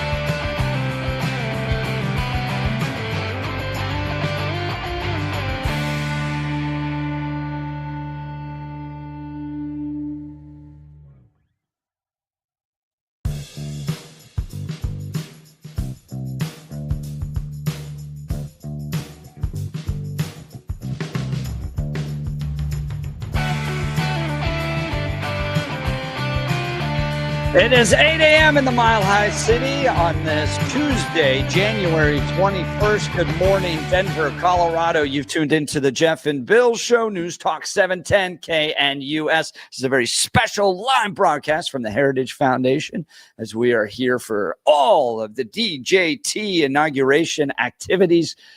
It's been a wild few days. Heidi Ganahl spending time here, going to the America First Gala, going to the Liberty Gala, all the state meetings. She brought up a few of these, went to one that Rose Puglisi was hosting that included Jeff Crank, Jeff Hurd, Gabe Evans, all the new kind of congressional members here from Colorado. Very exciting time. Republicans are in good spirits. This is not something I saw even 8 years ago with Donald Trump, as everybody was kind of caught off guard and had friends heading into the administration very quickly. Everything was being built. And then almost immediately, the Democrats pounced and did the whole Russia collusion thing. So there was no real honeymoon period. But for a few days at least, Republicans are celebrating in the Washington, D.C., the city, and getting ready for all these executive orders. It seems like the Trump administration immediately jumping right in. I mean, executive orders yesterday, more coming today. Some big ones could possibly be coming today. Fox News reporting that there could be some big news coming. It was wild. Now, Bill, I want to ask you about the musical moment yesterday during the inauguration. Yeah. Carrie Underwood. Oh, that was great. You know, going really there, cool. it seemed like an issue, and she just jumped right in. Oh, yeah, that was fantastic. Oh, my goodness, her voice. Oh, yeah, and that was beautiful. That was gorgeous. That was absolutely fantastic. I was a real big fan of hearing her yesterday, and I was out with Mike Boyle and a bunch of people at the View House that don't like me a lot. But we all sang along with America Beautiful. And, then we did the pledge, did that as well. So, or at Star Spangled Banner, sang along with that as well. But it was neat to be there with the group yesterday. Met some people that enjoyed the show. Don't always enjoy me, but that's okay. We made friends and it was a great crowd. But it was cool seeing Carrie perform that. Again, she is a spectacular performer. And the fact that she was there, unlike other people inside the music industry, I hold no ill feelings or ill will to anybody that performed or showed up at any ball, any celebration, anything involving what was going on with Donald Trump returning to Washington. I hold no ill feelings, nor do I think anything bad about them at all. It's a celebration. And as a professional, they have every right to make that choice themselves. And that's okay. I'm perfectly happy with it. I thought she was wonderful. That was one of the most beautiful renditions that I had ever heard. And the best part was it was a cappella. And she was doing it inside the hall. So it was also, she's playing with a microphone. She's playing with an IFB in her ear that she has to listen to. And she's trying to manage the acoustics. Phenomenal. It was spectacular. And the entire eyes of the nation are up on her, and she just stepped up. My favorite comment about it was Carrie Underwood took the wheel. That's fantastic. That's really good. That's really clever. That's really, really, really clever. That's nice. Nicely done. That is fantastic. Throwback to her song, Jesus, Take the Wheel. Yeah, that is wonderful. Carrie Underwood took the wheel. I thought it was fantastic. And I've seen some things, people pushing back on Snoop and people pushing back on like Nelly and stuff. And I think that's somewhat stupid. I don't agree with it. And I think it's dumb. Snoop, it's not unusual because with Snoop, he had said there was a pardon of a friend of his that Donald Trump enacted in his first administration. And Snoop was very open and said, after that, I am DJT's boy. I will vote for him because of what he did for my friend. I'm cool with that. Wow. And Nelly just said, it was a party. I was invited and I want to be a part of it. Cool. Great job.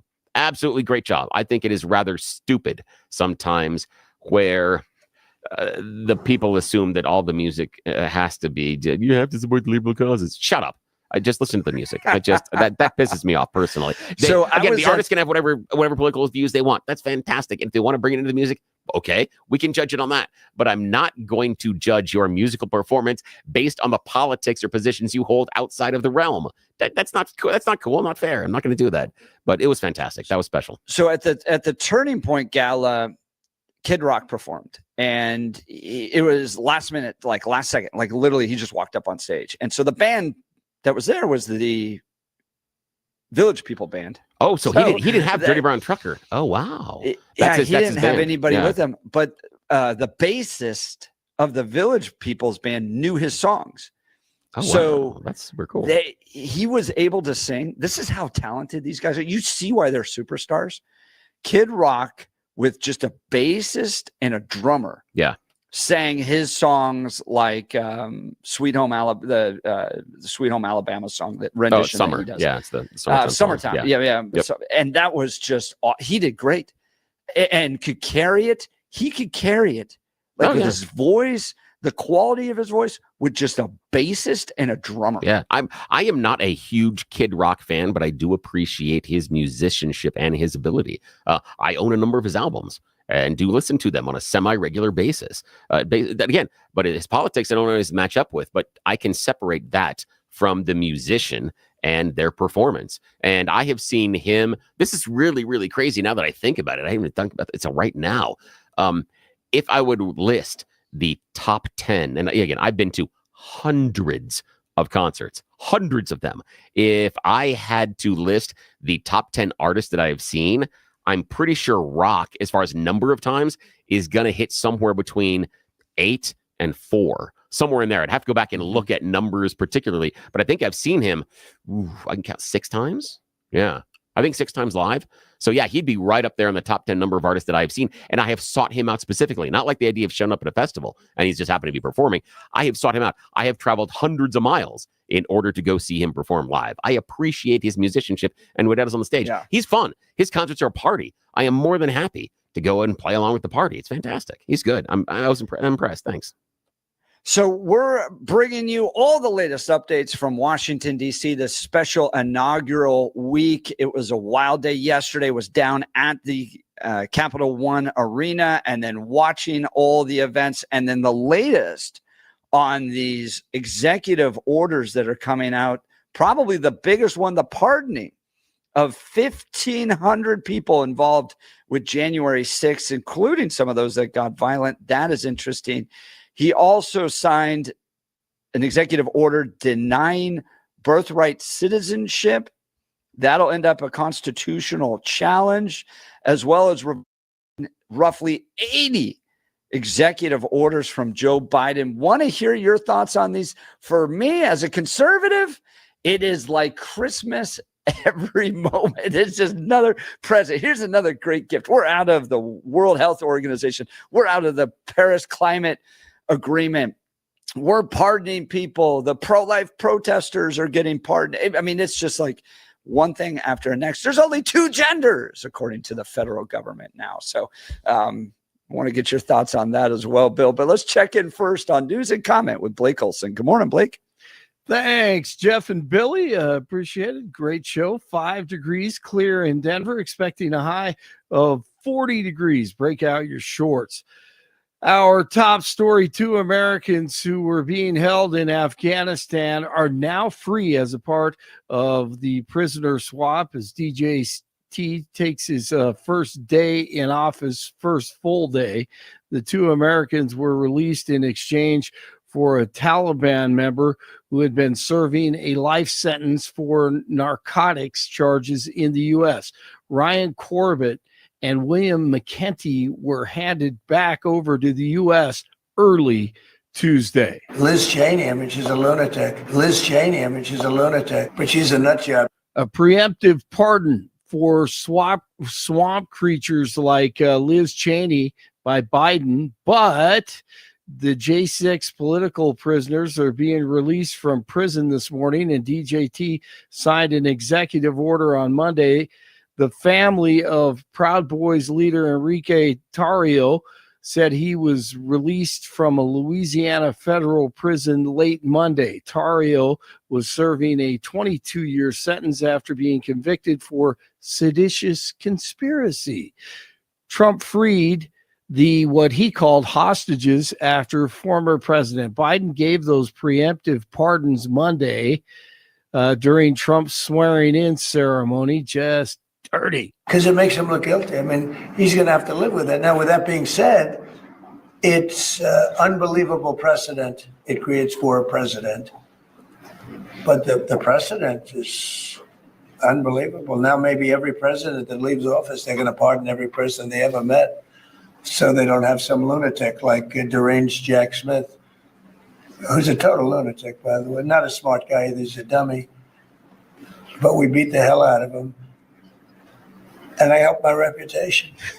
Tyler Nixon is a constitutional lawyer and has known the corrupt Biden family for 40 years, and he hates this preemptive pardon issue. Just the idea, though, of a blanket pardon, I mean, it is just, it's offensive. The founders of this country would never have countenanced this, not a one. I can't think of a single one, because that's exactly what the crown would do. That's exactly what they faced with the British crown, where King George would send his minions into the colonies, and they would be operate with impunity, robbing, raping, doing whatever they want to the colonists. And it's one of the reasons we threw off the crown. So, we're gonna have to throw off this, King Joe.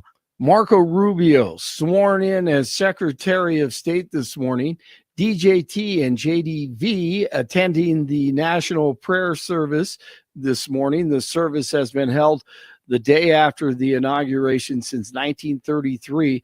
Leaders from across different faiths will offer prayers of thanksgiving for democracy and seek God's guidance. This is actually an executive order designating the cartels and other organizations to be foreign terrorist organizations. That's a big one. Yes, sir. People have wanted to do this for years. So they are now designated as terrorist organizations, foreign. And Mexico probably doesn't want that. That's on the southern border. A shooting during a traffic stop near the Canadian border today in Vermont has left a border patrol agent dead. Authorities say one of the suspects is also dead. The FBI is working with the Border Patrol and Vermont State Police to investigate the shooting. Russian President Vladimir Putin on DJT being sworn in, and the war. We're also open for dialogue with the new U.S. administration on the Ukrainian conflict. The most important thing here is to eliminate the fundamental reason for the conflict. That's the most important. And as for settling the situation itself, its goal should be not a brief ceasefire, not just getting some time to regroup and rearm and carry on the conflict, but long-term peace based on respect to lawful interests of all people and nationalities living in the region. And of course, we're going to fight for the interests of Russia and its people. This is actually the goal and point of the special military operation. Colorado's elected leaders seem ready to work with DJT. When it benefits Coloradans, we're going to work with them. And if it hurts Coloradans, I'm never afraid to stand in opposition. That's Governor Polis, who attended the inauguration. Polis also said on social media that he looked forward to making sure that the voice of the governor is heard by the president. Democratic Representatives Jason Crow and Brittany Peterson both praised the peaceful transfer of presidential power and said they would work to find common ground with the Trump administration. Well, isn't that special? Isn't that so sweet? Hey, what do we have? College football last night. Ohio State ran past Notre Dame 34-23 last night in Atlanta to take home their first national title since 2014. It is 1 degree in Glendale, 0 in Boulder, 3 in Denver. It is cold, but we're heating up here as Jeff and Billy continue. Then I have a very tall son named Barron. Has anyone ever heard of him? He's the most popular now, almost. Next to DJT, Barron. Blake Olson, News Talk 710 KNUS. A cold weather advisory is in effect through mid-morning. Temperatures are going to moderate today, but they're going to start off quite cold. Then Chinook winds will help out. Temperatures upper 30s to near 40 today. Gusty southwest winds causing cold wind chills. Temperatures tonight mid-teens. Partly to mostly cloudy, 30s Wednesday. Back down to the single digits and low teens Wednesday night. 30s on Thursday. Warming to the 40s Friday, but increasing chances that we could see snow again and colder for the weekend. Meteorologist Don Day in the 710 KNUS Weather Center.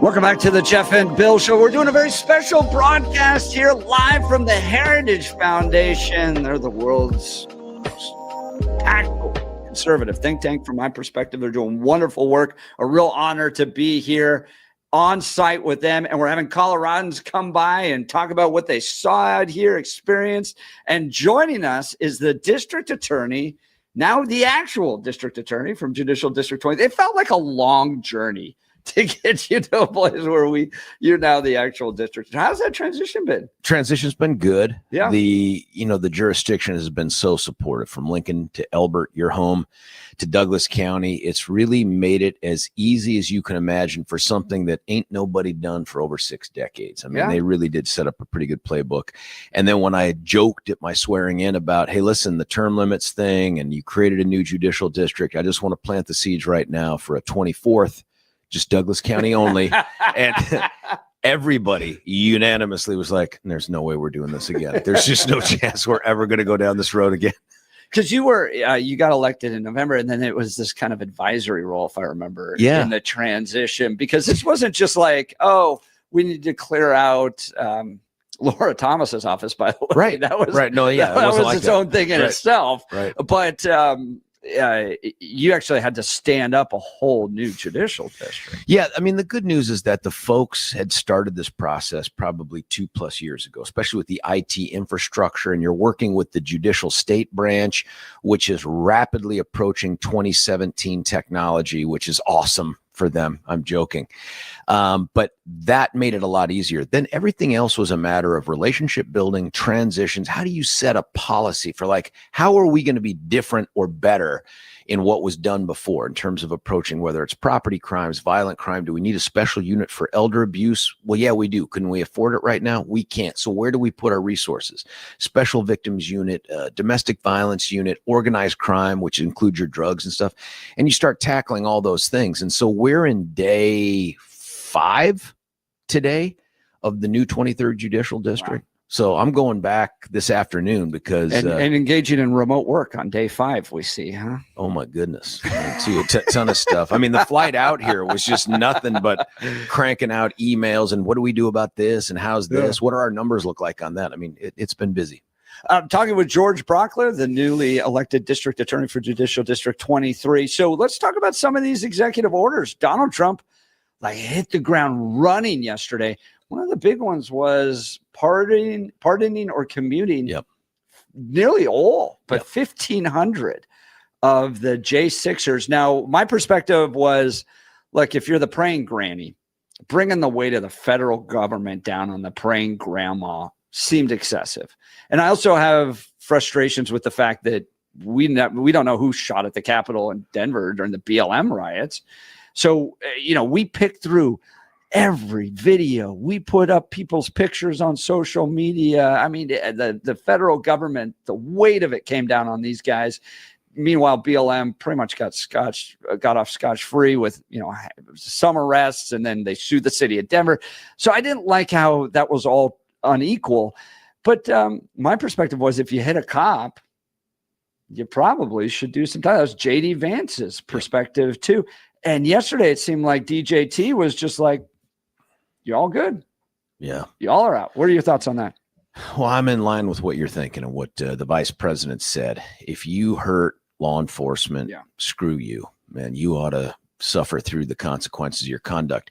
As for the rest of it, I didn't dig down into the praying granny and all these others, but the worst thing to grow out of this, plus the combination of what you described as taking place at the Capitol during the BLM riots, is the politicization of criminal justice. And once you go down that road, now what? Right? Like, I want to be a guy that says, if you made it through the system, you got all of your constitutional due process rights upheld, and you got convicted at the end of it, that's it. We ought to honor that. And yet you see people in Denver go a complete apathy towards the crime that was committed during those BLM riots, as if it was some sort of an emotional right that they had, because they were just, gosh darn it, so frustrated at the whole black-white issue. And then you come out here and you see what took place. And I understand the reaction. The federal government's response from the top was, this was so overwhelmingly, historically horrific. We have to crush every single person who came within the zip code that got near that. That's also too strong and too much. And so if this was an attempt to right the ship by saying, we're going to get rid of political prosecutions, okay, I get it. But when you hurt a cop, man, you ought to go to jail. Talking with George Brockler, District Attorney of the 23rd Judicial District here in Colorado. So talking about pardons, Joe Biden on the way out is like everybody that has the name Biden, even if you're my third cousin, you could pretty much have a blanket pardon for the last 15 years and all future prosecutions as well. That seemed to be like a game changer. He left out Dr. Jill. I don't know if there's anything. I'm totally kidding. No one wants to prosecute a doctor. Listen, that genie is out of the bottle, man. And I think it is such a horrible precedent that it will be the norm. Every single outgoing president will then say, I'm going to invoke the Biden rule, and I'm just going to grant pardons to my allies, my political allies, and my family members because, gosh darn it, I don't know what the next president's going to do. I think it's a horrible look. I think it's a horrible precedent, and it's just another part of the Biden legacy we could do without. Well, either way, it sends the wrong message. There's two messages sent into it, right? Either one, they did something bad that they needed to be given blanket pardons for. So you're like, well, what did Fauci do bad? Right? Like, what did Fauci do bad? I want to change this down. He's the scientist dude, right? So either he did something wrong that needs to be protected, or you've demonstrated that the legal system can be used against political opponents, which is what conservatives have been saying for the last 4 years. Forever. Right? What happens if we discover, by the way, that there was pervasive fraud by either Hunter or a combination of Hunter and his uncle, Joe's brother, or whatever? Like we uncover huge fraud. He's just basically said, peace, brother. Yeah. You're good to go. It's okay. Well, and the numbers on Hunter Biden. I don't know if you saw the numbers that he was spending on things where it was like 1.6 million over 4 years withdrawn from an ATM. Who hasn't done that? I mean, who hasn't done that? Also, if you're gonna spend money on hookers and blow, you got to get the best in huge quantities. And that wasn't even listed. That was a separate line item in the report. So it was 1.6 million withdrawn for the ATM, which people were like, "That's probably just the coke." Yeah. Then you actually had a line item that said various expenses on women. No, was another one. No, that was a real line. That was and then there was a separate one for adult entertainment. And it was like 700,000 just on quote, various expenses on women. And then you had a few $100,000 on adult entertainment. And all of that was funded by Ukrainian energy. Was that? Man, I want to be an expert in something that the Ukrainians want, because it turns out that's a way to riches. And then he had 200 paintings that were destroyed in the Palisade fire worth $5 million. That was the attorney that gave him the $5 million loan for 200 of his paintings. Those were all destroyed. Oh, and I'm sure insured. So he's going to get that all back in cash. What a great laundry system that they have there. Talking to George Brockler, District Attorney, Judicial District 23. All right, Jorge, I want to ask you about why you're out here, because we're going to hear from George Teal tomorrow, Abe Layden, Kevin Van Winkle. They're all going to be joining us tomorrow. There's a coalition, a district of Douglas County folks here. Look, I think the approach that the county has taken, and they came to me and they came to our sheriff, the great Darren Weekly, and said, hey, we want to start the process of building relationships with the new administration for the benefit of the protection of the county. And their goal has been no less than, and as clear as this, we want to be the safest jurisdiction in the state of Colorado, if not America, over the next few years. And this is part of that process. And so we came out here, a bunch of meetings set up. After this, I'll go and I'll see Representative Gabe Evans, and then there's a whole bunch of other meetings. So it's been good. Along the way, yesterday was the Commander-in-Chief's ball, which as a veteran, I love the idea of going to that thing. I want to make a Doge complaint, by the way, because if they've spent a year putting that dumpster fire together in terms of getting in, it did not pay off. Because did it take you a few hours? So here's the crazy part. And maybe this is why the commissioners are smarter and better looking than I am. But the advice we got was you need to be in line by 4:30 because this event is going to happen at 7 and there's security and all this other stuff. So dutifully, the law abiders, Darren and me, We're in line at 4:30, and the temperature drops to, I don't know, 100 below or something like that. And there's a line of 1,000 people bent around the corner. It's so bad. People are bailing to run into like the restaurants and the bars to just get 5 minutes of warmth and come back. Meanwhile, the commissioners are like, hey, we're over here at this burger joint eating and hanging out, getting warm. And I thought, and I think Darren did too, like, suckers, you're never going to get in here. Instead, after waiting 2.5 hours, where I feel like I'm going to have a doctor look at some of my nether regions just because of where the temperature went, we get inside 10 minutes after I'm inside trying to figure out how to make my thumb touch my pinky again because I can't move my hand. There all of a sudden is Abe Layden. I'm like, what? What happened? He goes, oh, yeah, we just walked up. I'm like, what? Let you guys all what clear in the out. world? What have I done? I mean, this was supposed to be a military operation. Like, come on, man. I mean, this was hurry up and wait. And if anyone listening is a veteran, you know exactly what I'm talking about. Yep. Hurry up, get there, and hang out till you're told what next to do. But otherwise, it was great. The president was there, Melania, J.D. Vance, his wife. Man, the mood amongst these young men and women that were in uniform, and it was packed, was crazy. I mean, the screaming, the yelling, the cheering, it was, I don't know, man. It was something. Let's talk about that. The military seems to have, changed over the last, I don't want to say 4 years. I want to say since Obama took office, right? The kind of politicization of driving agenda. I've seen it personally in my own life where friends that I've seen go into the military adopted the kind of woke worldview in order to advance. I mean, that's my perspective. I mean, I've watched them kind of move up and get more and more progressive as they've moved up. Do you think that this new administration is a welcome change within the ranks of the military? Based on last night, undeniably. Yeah. And I mean, the response, and I'm talking every single branch present in droves. And these are you're looking at PFCs up through E6, E7. Obviously, they have the sergeant majors up, but most of these are young men and women. And the enthusiasm for this guy, and it's good, but you're right to point this out. The worst thing that could happen is we begin to see the military, or they begin to see themselves as more aligned with a party. Yeah, right. I'm going to chalk this one up to personality, but Trump was it was something. And then while I'm there, I'm standing behind this 24-year-old PFC who's chatting it up from the Army, chatting it up with these two sisters from the Navy who are on different boats, but they're back here for this thing. And the mom comes up to me and she goes, "Are you George Brockler?" And I go, yes, I am. And she's like, "We did an Article 32 hearing, which is like a grand jury meets a prelim for the military on a murder case in Hawaii 20 years ago." And I'm like, "What?" She's like, "My son was like 2 or 4 or something like that when we were out there on the island." And I'm like, "Oh my God, I remember that murder case."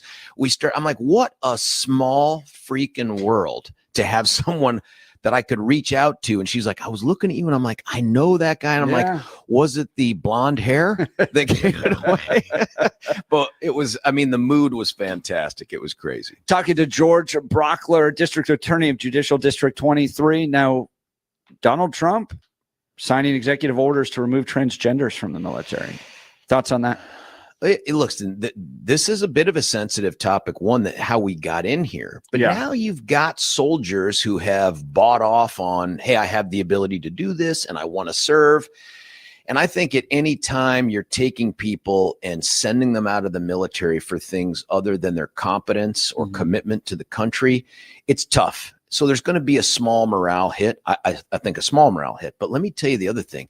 The military has a fixed amount of time, like we all do. And so much of it gets gobbled up by mandatory training. And some of it is practical. Some of it is job related. Some of it is security. It's cyber awareness. My God, I just went through that last month. You start adding in a bunch of these other things. And we do a ton on sex assault response, which is appropriate. Then EO, then you add the DEI stuff. And pretty soon soldiers are sitting in chairs getting PowerPoint briefs way more than they're out there being soldiers. So anything we can do to get us refocused on the mission of defending our country, and make no mistake, the military doesn't exist for peace. The military exists to defeat our enemies and discourage them from taking advantage or trying to attack us. The less we're focused on that, the worse a military we are. Talking to George Brockler, District Attorney, Judicial District 23. I want to ask you, and then we'll get to a break here. Well, let's go to a break, and then I'll ask you this question next. Funding for the military. I was at a Rand Paul, Ron Johnson event right here with the Secretary of Treasury Saturday night. And they said, if you take military funding and the Medicare and Medicaid and Social Security off the table, we're not going to address those. Well, then DOGE can only have 16% of the federal budget to deal with. The military is a big one. Would you support cuts to military funding if DOGE and Donald Trump need to do so in order to deal with our deficit? I'll ask George Brockler that more. You're listening to the Jeff and Bill Show. We are Denver's talk leader, News Talk 710 KNUS.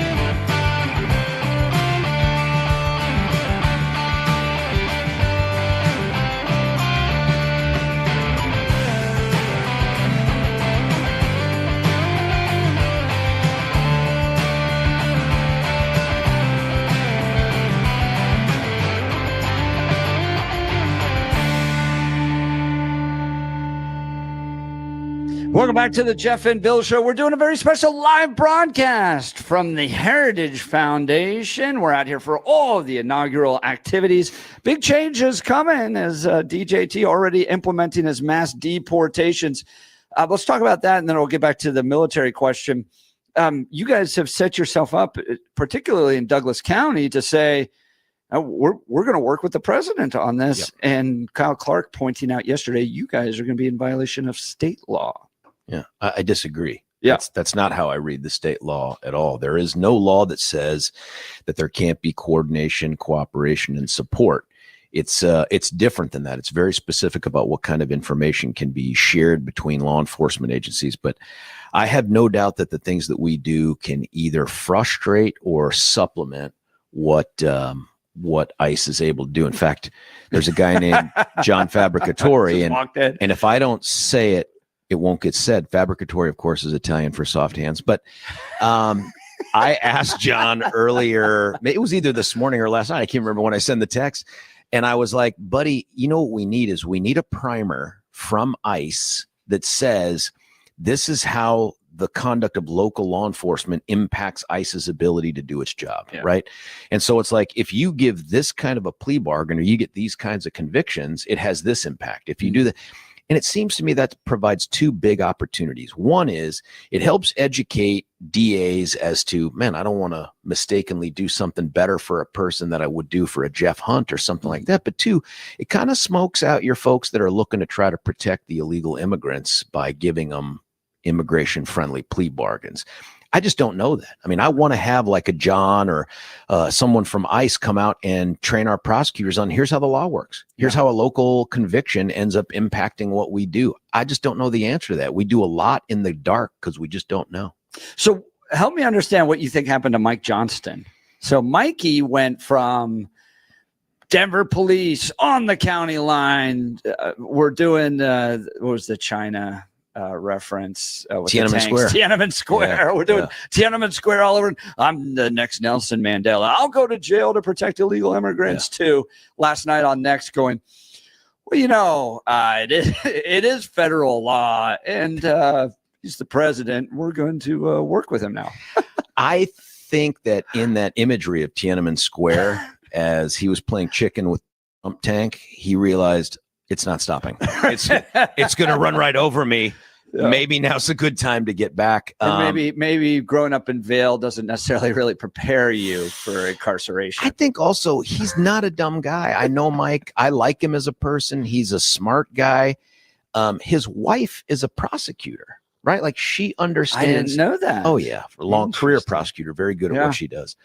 I guess at some point they're probably sitting around the kitchen table, and she's like, I don't know how you think this is going to work out, but there is no, let's just oppose the federal government in the enforcement of federal law. Like you can say, we're not going to help you, but you can't thwart them. And I imagine at some point his advisors spoke to him too. And I presume too, when he said, hey, we're going to line up the Denver police officers, some of the officers that guard him probably sat down in the car with him and said, we're not going. We're not going to do it, buddy. You're not going to get people to help. And I think he probably saw the light. So Douglas County is going to look a lot different than Denver County, at least with regards to illegal immigration and the homeless, and crime, needles and crime and stolen cars and retail theft and violent crime. Yes, that's right. The only thing we'll have in common is the first letter, Denver and Douglas. And here's my concern, because I see this play out over and over again. Conservatives run a county really well, or a state, or a nation. Things get good. Progressives want to move there. They're heading from California to Texas now. And then they just vote in Democrats all over again. And I've seen Douglas County shift. I mean, it is like, Heidi can all win it by less than 1 percentage point. Well, you know, we've just now reelected the first Democrat legislator, Crazy Bob Marshall, for the first time, I think, in the history of the county. Right. It's bluing. I've seen some numbers that came out, an analysis of the RDU. And look, I know the commissioners hate it when I point out that I was the highest vote getter on the ballot across the board for any race, but that's true. But if you look at the other individual races, House District 43 in particular, we're in trouble. Like if we don't quickly take on the narrative that's being spun and address the unaffiliateds in that Highlands Ranch area, it's only going to be a couple cycles, man, where we're going to start to look a lot more like the 2000s Jeffco and 2010s Arapahoe. 100%. Just can't let that happen. And I like to point out that it's high density multifamily. They're everywhere. They are everywhere, no doubt. If it was all single family homes, it'd be very different. Yeah. But that in and of itself can't be the answer. But we got to figure some stuff out. Talking to George Brockler, District Attorney, Judicial District 23, also a military man. So I want to get back to the original question I had for you.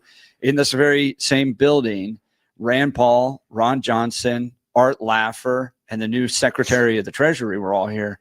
And Rand Paul and Ron Johnson going, look, guys, I know you don't want to talk about it, but we want to address the deficit. We have to deal with military spending and entitlements, Social Security, Medicare, Medicaid.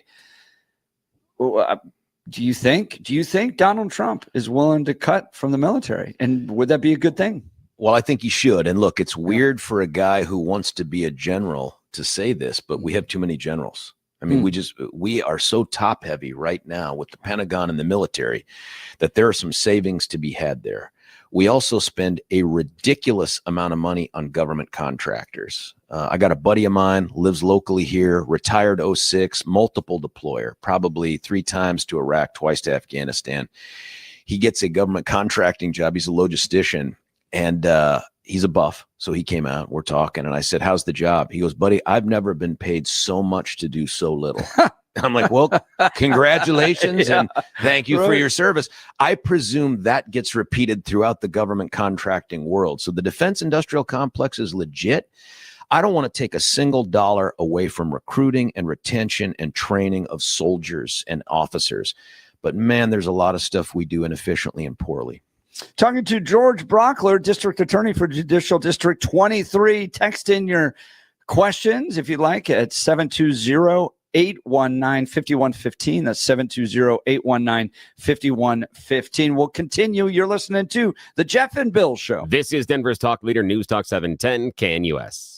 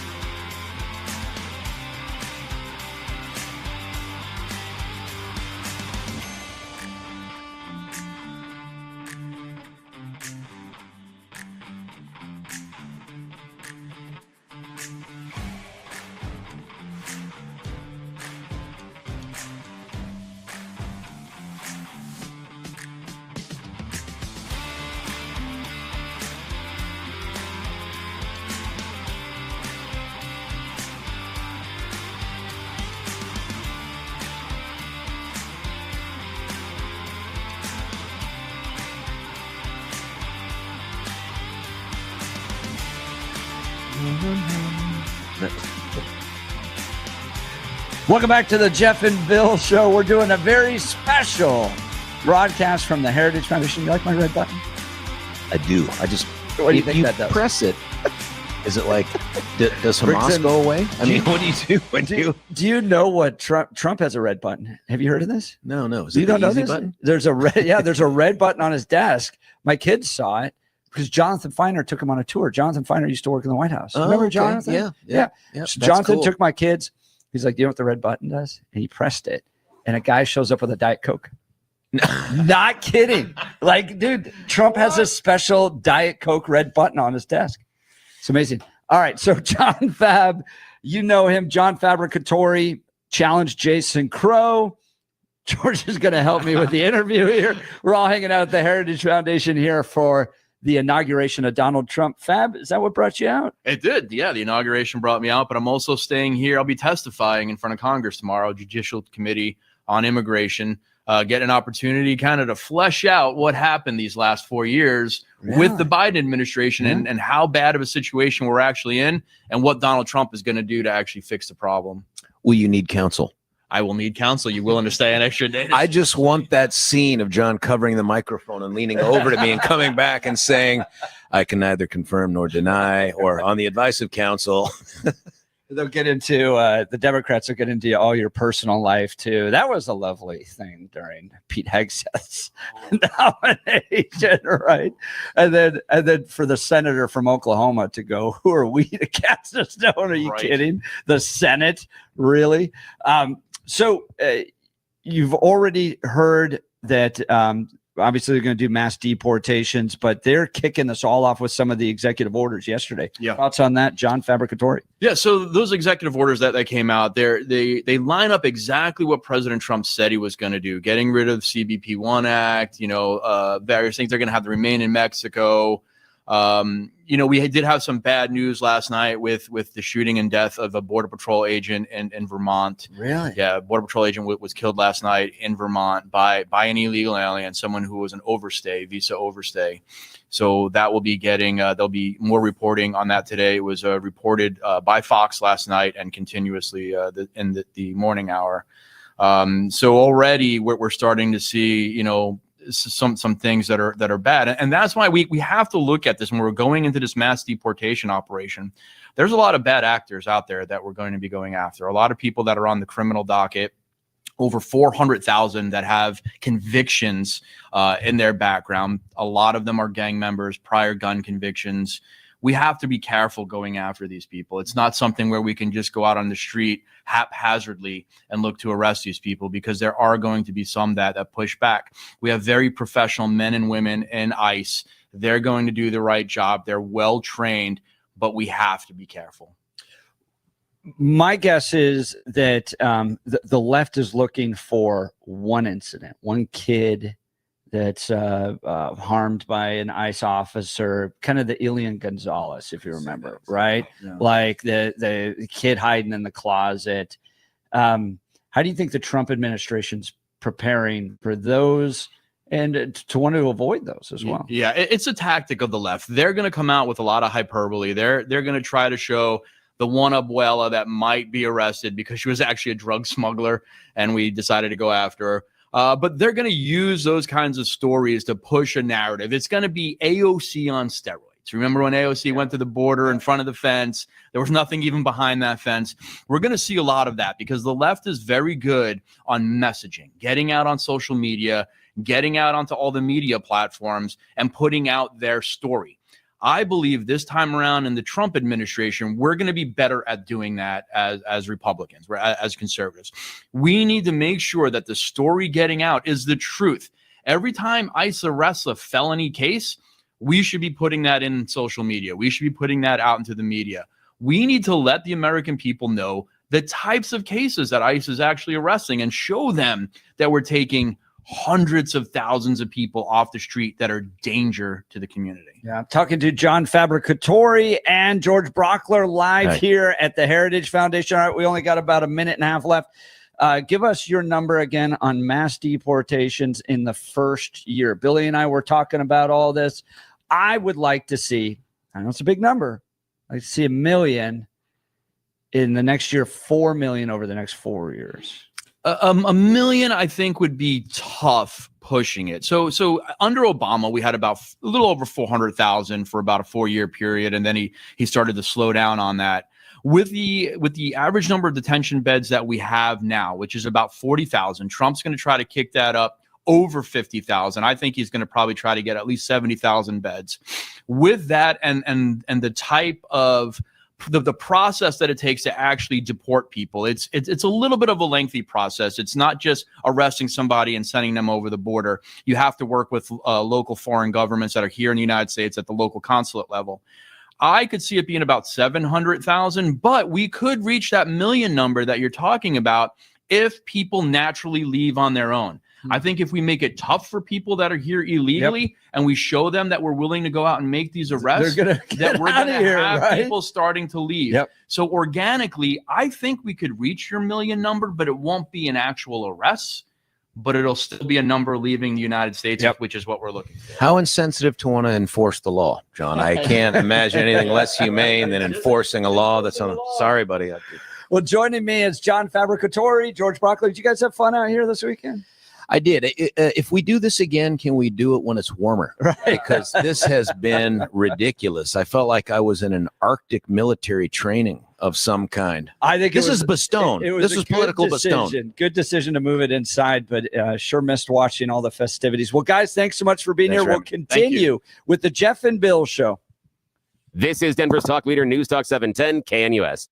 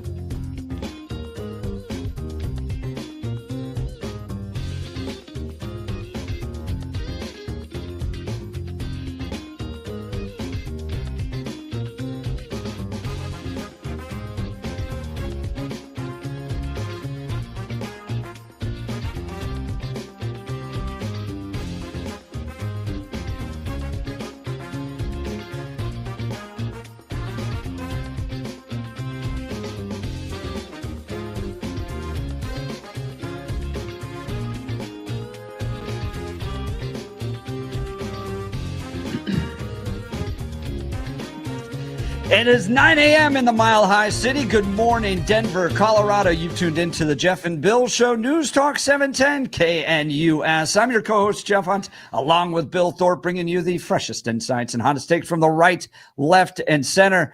Congratulations. You really did wake up in the greatest country in history. It feels like we just won World War III. I'm having a great time. I am broadcasting out here in Washington, D.C. at the Heritage Foundation. Friends are coming by. You just heard from George Brockler, John Fabricatori, and coming up this hour, good friends here from Washington, D.C., Eric Tietzel, as well as William Wolf are going to join us. Eric's with the Center for Renewing America, and we're going to talk about how think tanks and institutions here in D.C. are going to support the Trump-Vance agenda. But first, let's check in with news and comment with Blake Olson. Good morning, Blake. Thanks, Jeff. And Billy, 13 degrees, sunny in Denver, expecting a high of 40 degrees. Break out your short sleeves. Going to be a beautiful day today.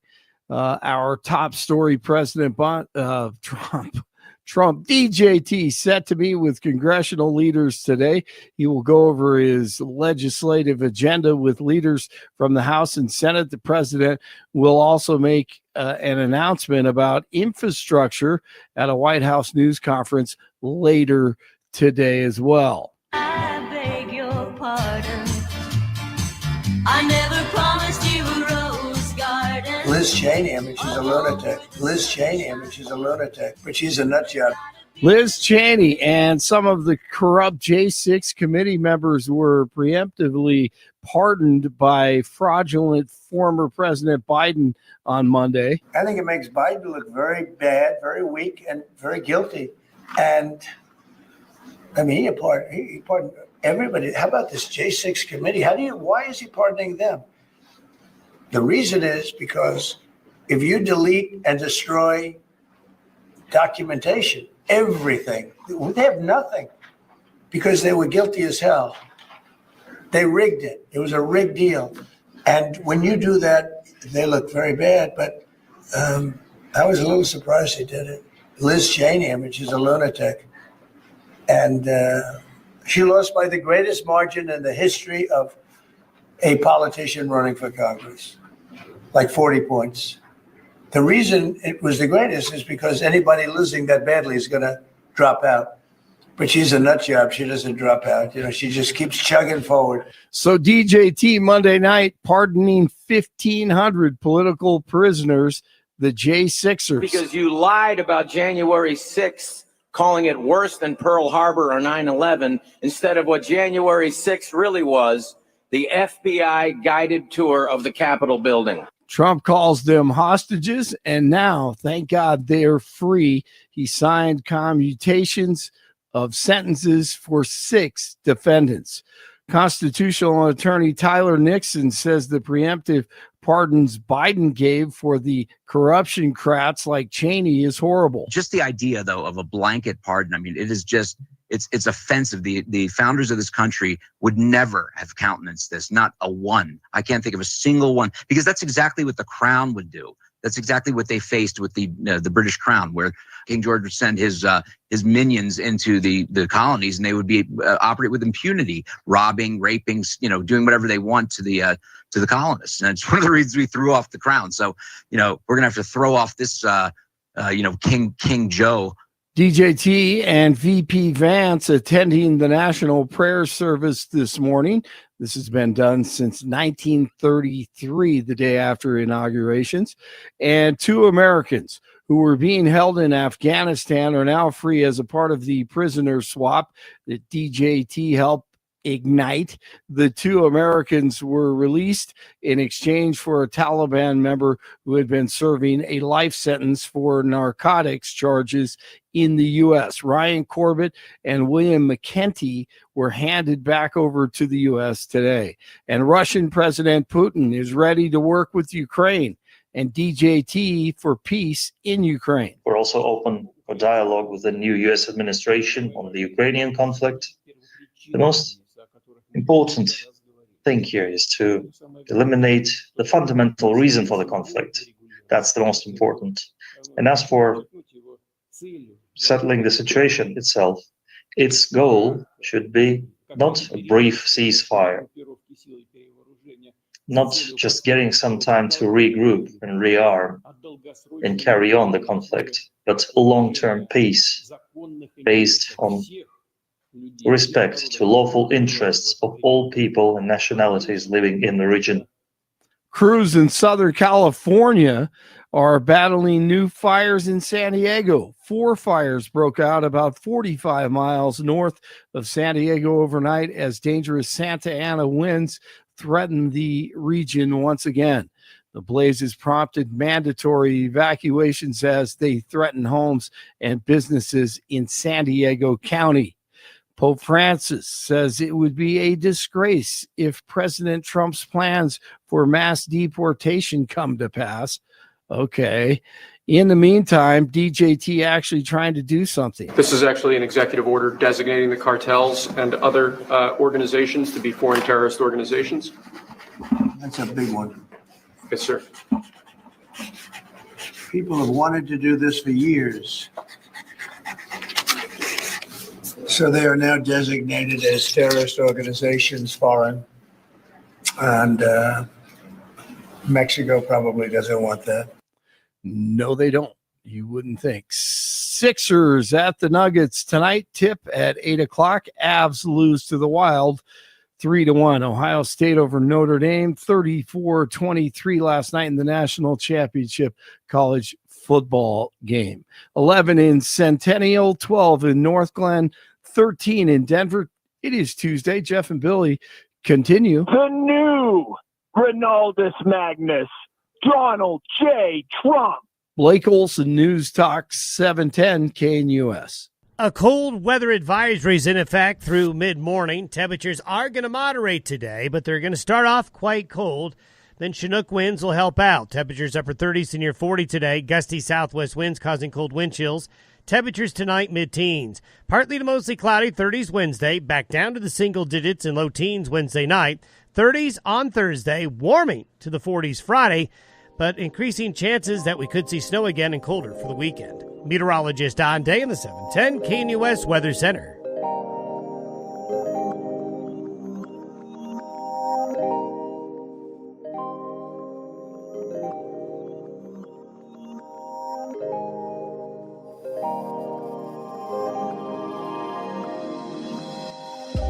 Welcome back to the Jeff and Bill Show, live here at the Heritage Foundation in Washington, D.C. Is joining me, good friend of the program, Eric Tietzel. You've heard him before. He served as the chief of staff to Josh Hawley, was formerly the vice president of government relations at the Heritage Foundation, now executive vice president of the Center for Renewing America. Thanks so much for joining me, Eric. It's always great to be with you, Jeff. Thanks. All right, so what did you think yesterday? What a day. I mean, can you feel it? I was telling Billy earlier, I've been in Republican politics for 20 years. I never experienced anything like I did yesterday. No, me neither. Me neither. Why do you think it was different? I think we haven't won in a very long time, and it feels good to win.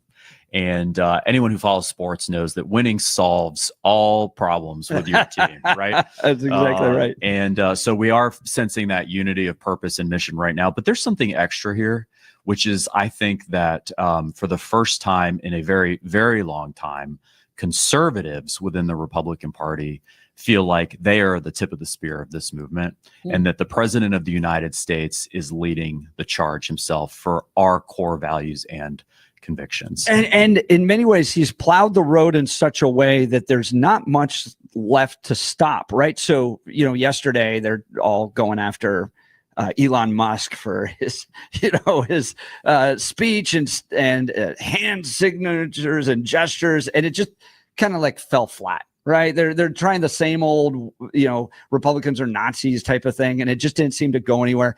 And then, they tried the lawfare. That doesn't seem to go anywhere. So it seems like the road has been plowed for us to drive our agenda forward in ways we haven't been able to in a generation. It's true. I had a similar experience last night. We went to some parties and walking in the frigid, cold streets of Washington, D.C., there was a protest outside one of these hotels just by the White House featuring all of 6 people waving Palestinian flags and rainbow flags and shouting about how Trump is a dictator. And all they could conjure up was 6 measly protesters. That shows you the state of the Democratic Party. And to your point, it shows you the momentum that we've got on our side. And then you saw the president just doubling down on that momentum yesterday with more than 200 executive orders, just home run after home run after home run. But the loss in November wasn't just a repudiation of Democrats and Joe Biden in the last 4 years. It was a repudiation of the morality of the Democrat Party as well, of hyper, focus on wokeism, race, gender ideology, all that stuff. I mean, the ad that was really compelling, that even the Democrats admitted was harming them, was that transgender surgeries for illegal immigrants. You guys are so out there in the progressive world. So tell me, Eric Teitzel, Executive Vice President of the Center for Renewing America, Center for Renewing America. Tell me why November was a repudiation of the morality of the Democrat Party too. Yeah. Our name, the idea of renewing America, contains a really essential point here, which is that we are trying to get back to who we have been and what we have been as a nation. Founding principles, the core truths and principles and values that made America the country that it is from the start, that we've deviated away from for so long, and that it is time to revive. And it's things like you're pointing. I mean, think about how ridiculous that sounds. Right. Government paid for transgender surgeries for illegal immigrants, some of whom are probably in prison. I mean, it's like layer after layer after layer of the kinds of things that 15 years ago, Bill Clinton would have rolled his eyes at and said, there's no way. And yet here we are today. And you can apply that same sort of straying from who we are as a nation to our economic policies, to our border policies, and virtually every other aspect of the law and policy making, driven by this radical ideological leftist stuff that's just been shoved down our throats. And I think that what President Trump is doing and his team, and certainly what we're going to do at the Center for Renewing America, is remind people of who we actually are and get us back on track. Well, help people understand. Our listeners are heading to work in Colorado, right? They're plumbers, they work in the grocery store. What does a think tank do in Washington, D.C., and how does it help advance the Trump-Vance agenda? By the way, talking with Eric Teitzel, Executive Vice President of the Center for Renewing America. Great question. 15 years ago, when a friend of mine from DC called me and said, hey, there's this job at a think tank, you should think about applying for it. My question was, what's a think tank? Right. I had no idea. And it is kind of this funny little world in Washington that people may not be familiar with. The long and short of it is think tanks are basically like universities. They're filled with scholars who do research, but all of it is focused on policymaking. So whether that's foreign policy, defense, or making technical changes to Medicare Advantage, there's some really smart person sitting in an office somewhere researching and writing with the goal of advancing public policy in whatever direction their ideology may lead them. So there are leftist think tanks, and there are conservative ones, and there are centrist ones, and all the rest. We are proudly a conservative think tank interested in renewing America, taking us back to founding principles. And one of our distinctives is that we're new. And we're led by and founded by a man named Russ Vought, who your listeners may be familiar with. He led the Office of Management and Budget under President Trump in his first term. And God willing, he's going to get confirmed here and do it again in his second term.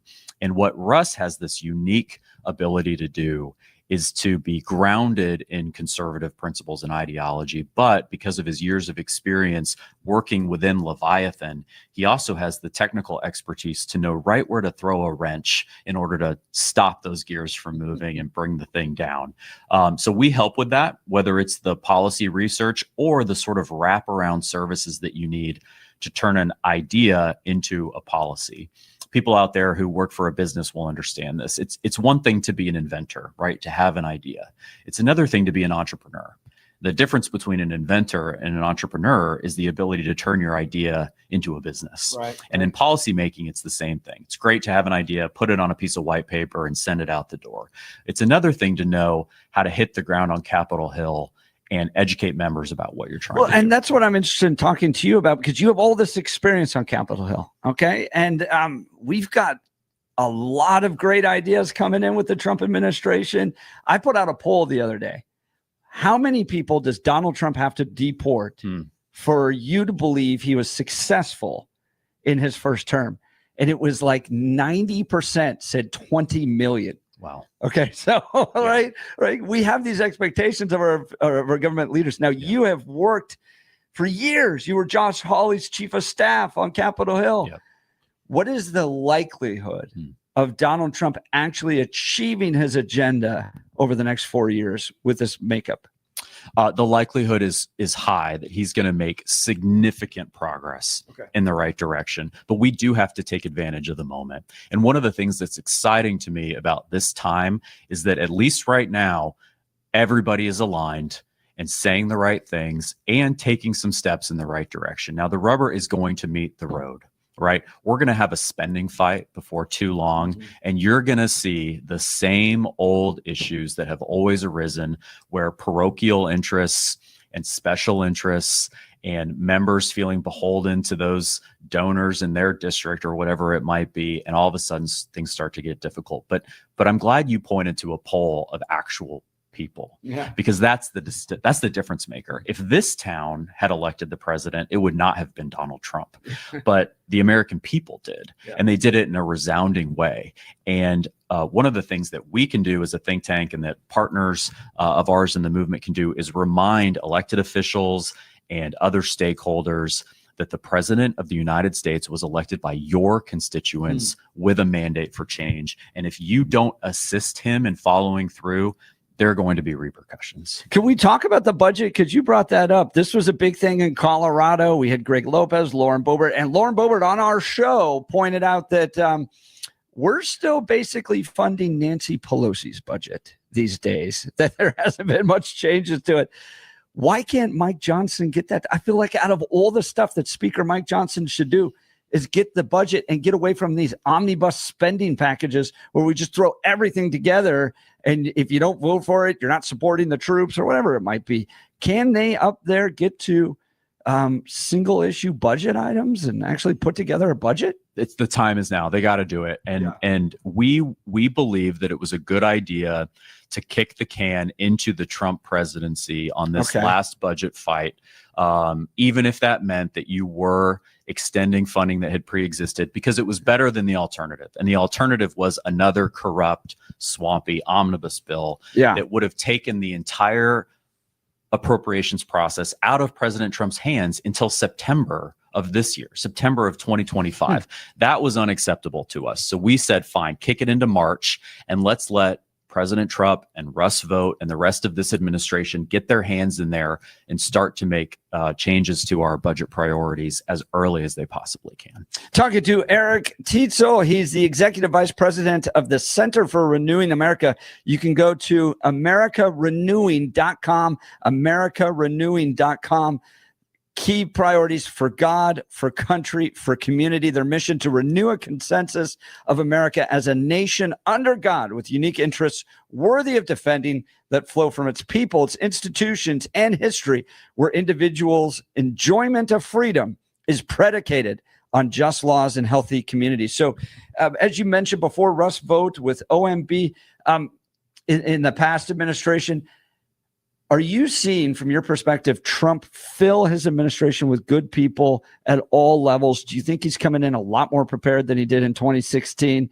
And you're going to see real changes in the federal government? I don't think it's an exaggeration to say this is the most conservative administration in American history, top to bottom.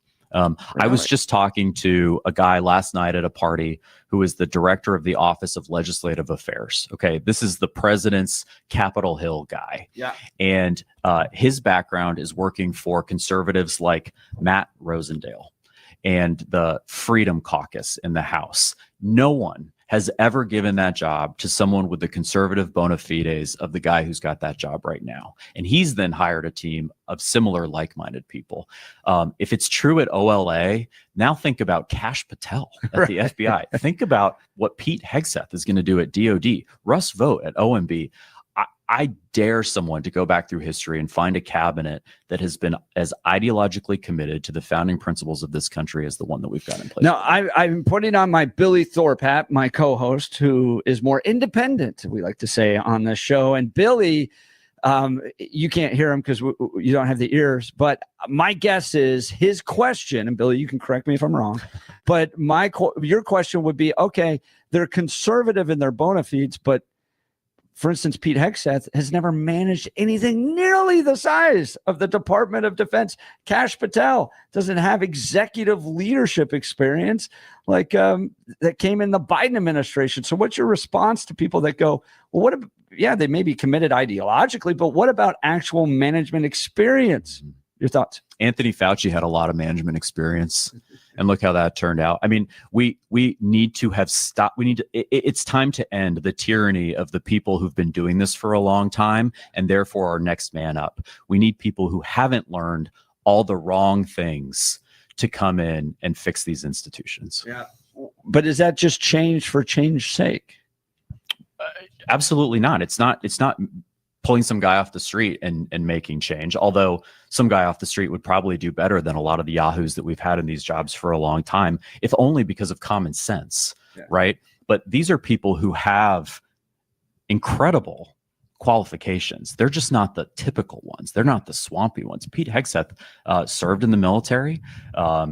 He has led organizations. He has proven a commitment to both America's national defense and conservative ideology. You can go down the line and look at the exact same thing with the rest of these guys. Marco Rubio was just confirmed 99-0 to be Secretary of State. I mean, it's really just not the case that the president has just, pick random people who aren't qualified to do these jobs. Nothing could be further from the truth. Well, and to William F. Buckley's point, I'd rather be managed by the first 500 people of the phone book than the faculty of Harvard, right? Exactly. There's a lot of really smart, dumb people out there. So that's right. That's right. Yeah.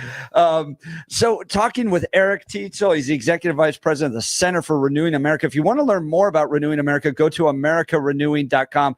You guys handle some big tech issues as well. Help me understand what happened in the last year with Mark Zuckerberg, Jeff Bezos. They're there last night at the inauguration. These are guys that just a few years ago banned Donald Trump from all their platforms. Now they're handing him money, attending events. Talk about a sea change that took place. Yeah. We'll see. TBD in my mind what happens on this front. Obviously, I would like to believe that this is a heartfelt shift and that these policies are going to remain moving in this direction for the rest of history. It could, of course, also be the case that these savvy guys can put their finger in the air and know which way the wind is blowing and make decisions accordingly. Time will tell. And I think the right posture is to trust but verify. I was going to say that you bring back an old Reagan idiom there. Trust but verify. I think that Elon Musk demonstrated that there's tremendous power and potential with a conservative audience and constantly going after them. And I wonder too if Mark Zuckerberg's had kind of like a personal change. He went on Joe Rogan. He talks about how the Biden administration would just call and yell at them. Yeah. To ban stuff, and he's just kind of going, I don't like these guys anymore. I don't want to be partnered with them.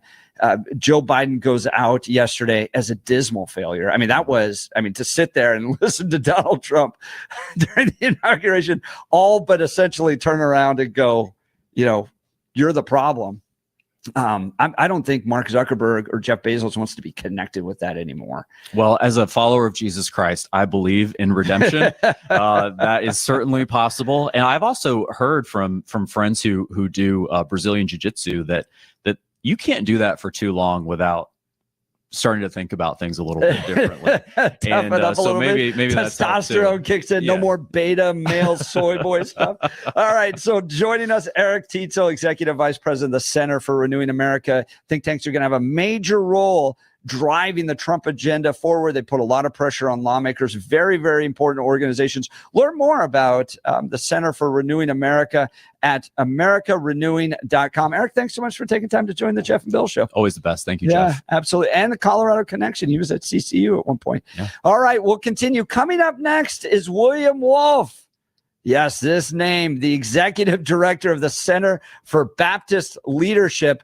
What is going to happen with Mike Pence and the established evangelical regime like Russell Moore, Christianity Today, all in light of Donald Trump's second term? A lot to talk about. You're listening to the Jeff and Bill Show. This is Denver's talk leader, News Talk 710 KNUS. At this hour, I'm Christina Awayo in Dallas, and here are your top stories. President Donald Trump is back in charge of the country, and while he's promising unity and bringing the nation together, he's also focusing on accountability, especially when it comes to the last-minute preemptive pardons that Biden issued for the members of the January 6th committee, all the officers who testified during the hearing, Anthony Fauci, 5 members of his family, and others. Why are we trying to help a guy like Milley?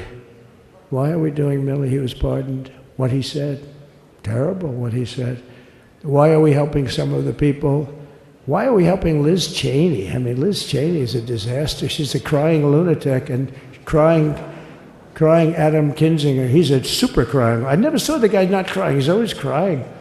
Joe Biden issuing the preemptive pardons for 5 of his family members just a minute before Trump was sworn into office. Those pardons clear them of any wrongdoing going back as far as January 1st, 2014. Many on the left previously criticizing the preemptive pardons, including Adam Kinzinger, who sat on the January 6th committee. And as I said at the end of that, it's like, I only know of one reason to seek a pardon.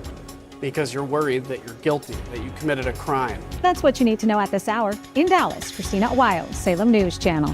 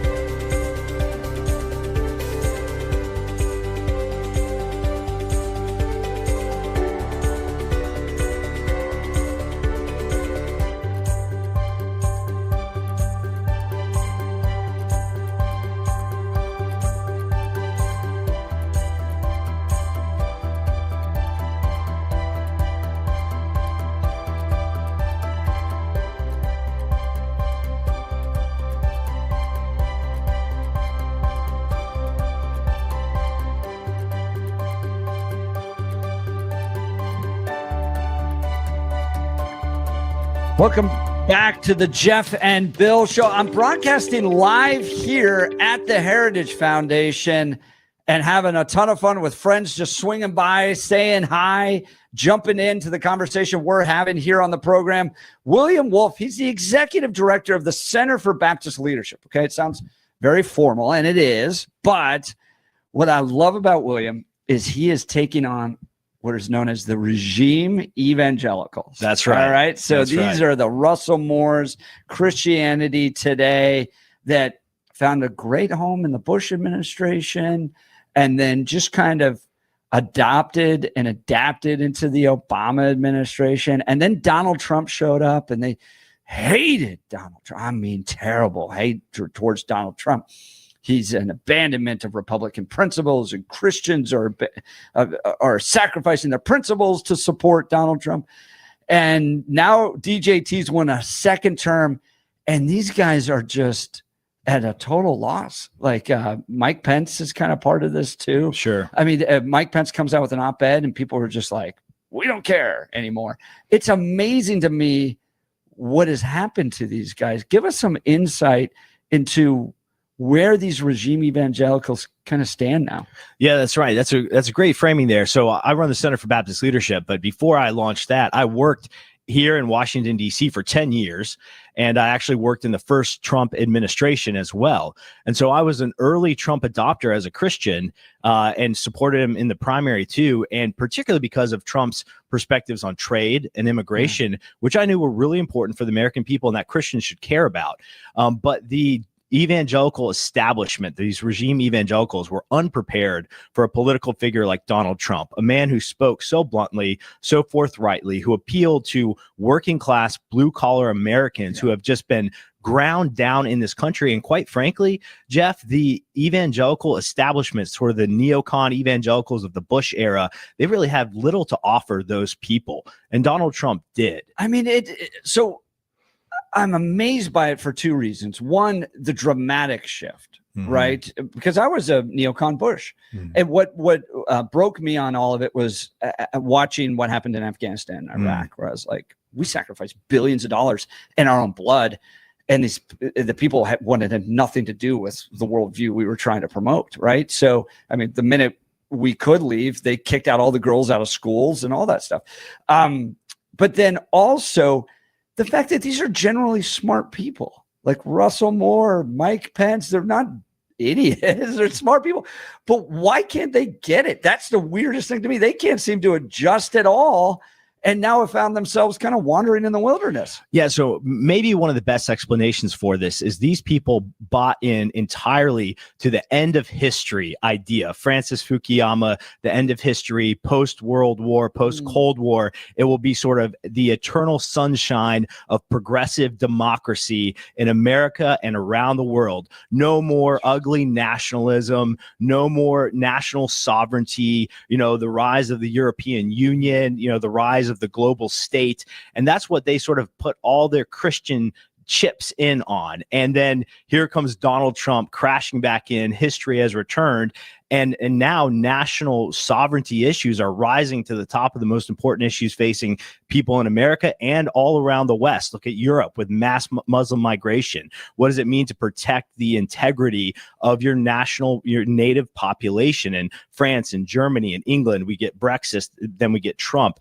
And, to them, they were just so bought into the regime talking points of saying that, expelling illegal immigrants is racist, that they couldn't get over that hump. They couldn't see history crashing back. And really what it is they built an industry that was dependent upon access to these power players at the UN, at the WHO, at the WEF, at the State Department here in the United States, pushing gender ideology around the world. And so I think for them, honestly, it's just like career preservation. Donald Trump is a threat to everything that they've built their lives and their careers on, which is domesticating Christians to be faithful foot soldiers for the progressive regime. And now their grift is over. Yeah, talking with William Wolf, he's the executive director of the Center for Baptist Leadership. I mean, I was here during a lot of those years with Trinity Forum and people coming out of the Bush administration and the folks that ran the national prayer breakfast and the idea of a Christian presence here in the state or in Washington, D.C. But it seems like they really just hate Donald Trump. Yes. Help me understand the breakdown there, because they were willing to get behind Romney, who, you know, if you're an evangelical, Mormonism is a heresy. Right. So they're willing to come over and support Mitt Romney, but Donald Trump is somehow something that has to be rejected in its entirety. Yeah, so it's a couple things. First, let me say that they have created a new 11th commandment: thou shalt be nice. And if you break that 11th commandment, if you're not nice, then suddenly you're not Christian in any way, shape, or form. And Donald Trump is many things. He's not always the nicest guy, but you know what? Niceness actually isn't a fruit of the spirit. You know, going along to get along when your country's being stolen from under your feet by mass migration, when your children are being trans, when DEI is taking over the federal workforce, corporate America, and the academy. You know what? We don't need nice men. We need strong men who are willing to stand up and do the right thing. So Donald Trump wasn't nice enough for them. The second thing too is, Jeff, that they built all these structures to quote unquote, you know, disciple elites and with blue sensibilities in the universities and the cities. But I just have to wonder who was really discipling who. Were these guys really bringing the gospel and Christian principles to the elites in America, or were the principles of the elites rubbing off on them? And when you look at an organization, particularly like the Ethics and Religious Liberty Commission in the Southern Baptist Convention, they say that their mission is quote unquote bringing hope to the public square. But when you break it down, what it really comes down to is telling Democrats that they're okay too. That's another big thing here, Jeff, is the shift in the polarization. The Democrats have gotten so extreme. This isn't your granddaddy's Democrat Party. This isn't even your father's Democrat Party. It's not like we as Christians can avoid being partisan and say, you know, Jesus isn't left or right, right? There's one party in our country that Christians can work in and with, and we need to push them, and that's the Republicans. We really can't have anything to do with the Democrats anymore. And these guys can't accept that because they want to tell Democrats they're okay too. Talking to William Wolf, he's the executive director of the Center for Baptist Leadership. Now, you've done work and focused in on the notion of kind of masculinity and God-given masculinity and what that looks like. It seems like there's such a hunger for that, that in some cases people are pulled, especially young men, over into like the Andrew Tate world, right? Where you have abuse, he's not getting married, he's having kids out of wedlock. I mean, all that stuff. Why is it so important for especially Christian men to reflect the God-given masculinity and not allow young men to be pulled in a secular that are longing for that? Because the option is soy boy beta Democrat, right? Or Andrew Tate. And neither of those are right. Talk a little bit about that. Yeah, that's right. Well, the first thing I would say to any young man out there, Christian or not, that if you're finding yourself looking to Andrew Tate as a role model, brother, have some standards. At least look to someone like Donald Trump. You know, he's certainly a better role model than Andrew Tate. But even at that point, though, what we do need is we need strong Christian men who are unafraid to lead where it counts, to step out in the public sphere and take slings and arrows.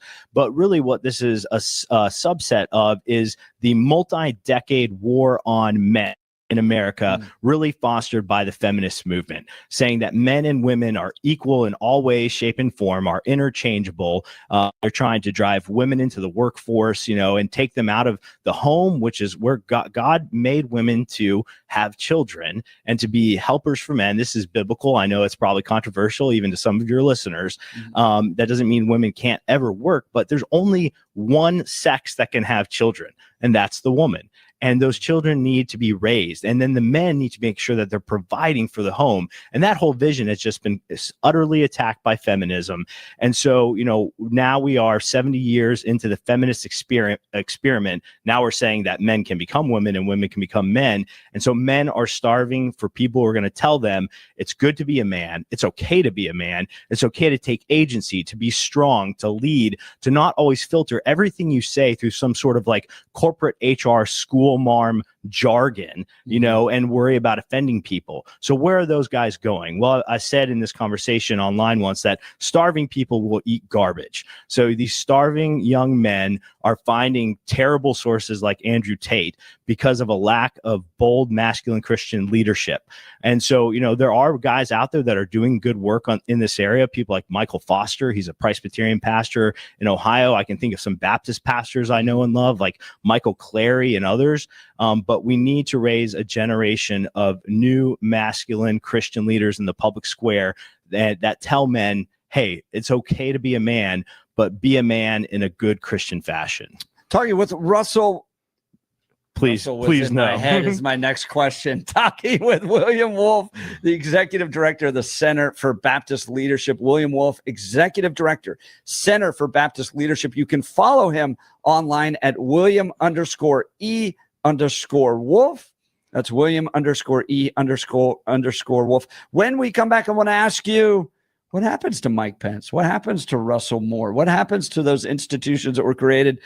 Do they get on with the Trump agenda at this point and the energy behind it? Or are they just going to kind of continue to stake out anti-Trump positions? We're going to hear more from William Wolf. You're listening to The Jeff and Bill Show. This is Denver's Talk Leader, News Talk 710 KNUS.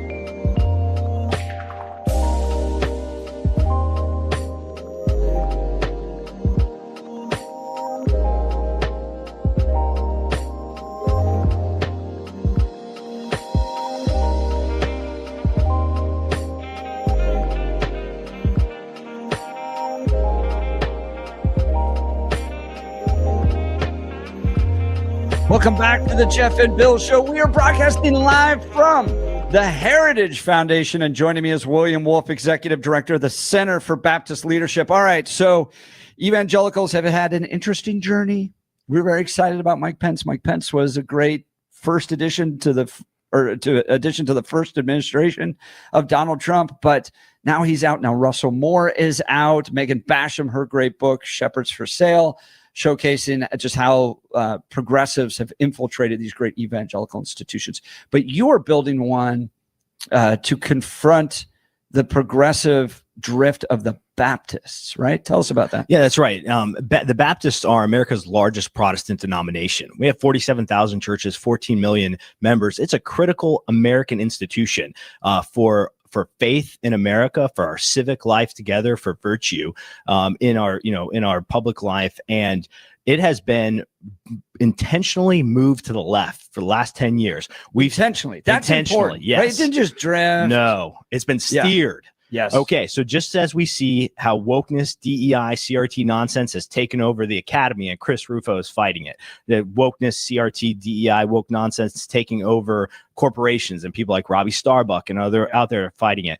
We at the Center for Baptist Leadership are trying to purge the Southern Baptist Convention of woke nonsense that's been brought in over the last decade in order to help make sure that Baptists are theologically sound and publicly aggressive and prudent in our political arena. They've really been neutered and taken out. So we're kind of doing our own. It's called we do our own long march back through our own institution and take it back and bring it back to the place of prominence it needs in How public hard square. Is it? It's been tough, and it's been tough because of those people. Russell Moore, who was a Baptist, and people like Mike Pence. They have really been the ones who have told Baptists to just sit down, shut up, and be nice, and never rock the boat. They're kind of the guys who value the appearance of righteousness over righteousness itself. So Mike Pence is out there saying that pro-lifers should oppose the nomination of RFK to HHS because he's not quote unquote pro-life enough. But at the same time, Mike Pence and Russell Moore, they're huge fanboys of this guy, Francis Collins, who was a totally corrupt bureaucrat who calls himself a Christian, who played a role in COVID and scandals and cover-ups, and even under his watch at NIH was sending funding to use aborted fetal baby body parts on rats. They were literally grafting dead babies, aborted baby skulls onto rats at the NIH under Francis Collins' watch. So how come he's a good pick for Christians, but someone like RFK isn't? It's because they're hypocrites and they just want to oppose Trump. So we want to help people think better about this and be serious, and where we can get behind the Trump agenda. But Christians can't just hand Donald Trump a blank check, right? There's an important role for them to push back at certain points. So how do you balance that? That's a great question. That's absolutely true. First of all, we need to be prudent with a wait and see posture. Let's see what these guys are going to do. RFK Jr. has committed to Hawley and other people that he intends to re-implement all of the pro-life policies that were in place under Donald Trump at HHS during his first term, led by great people like Roger Severino and others who were there. So he's saying, you know what, whatever his personal views may or may not be, he's going to enact the pro-life agenda that Donald Trump ran on, that he governed on in his first term. That should be good enough for us. Talking to William Wolf. He's the executive director of the Center for Baptist Leadership. You can follow him on X at William_E_Wolf. That's WOLFE. He's a great follow on X, nearly 60,000 followers. He is helping shape the direction of the biggest denomination in America, the Southern Baptist. William, thanks so much for taking time to join the Jeff and Bill Show. Thanks for having me, Jeff. So we are broadcasting live here from the Heritage Foundation. We're going to continue because tomorrow that's going to pop up, and we're going to have Jeff Crank swing by. We may have Gabe Evans, Jeff Hurt. We're all working with that. They've got busy schedules, but this show is live here in D.C., and we're going to continue to have those Coloradans swing by and be a part of it. But thanks for tuning in and listening to the Jeff and Bill Show. We are Denver's talk leader, News Talk 710 KNUS.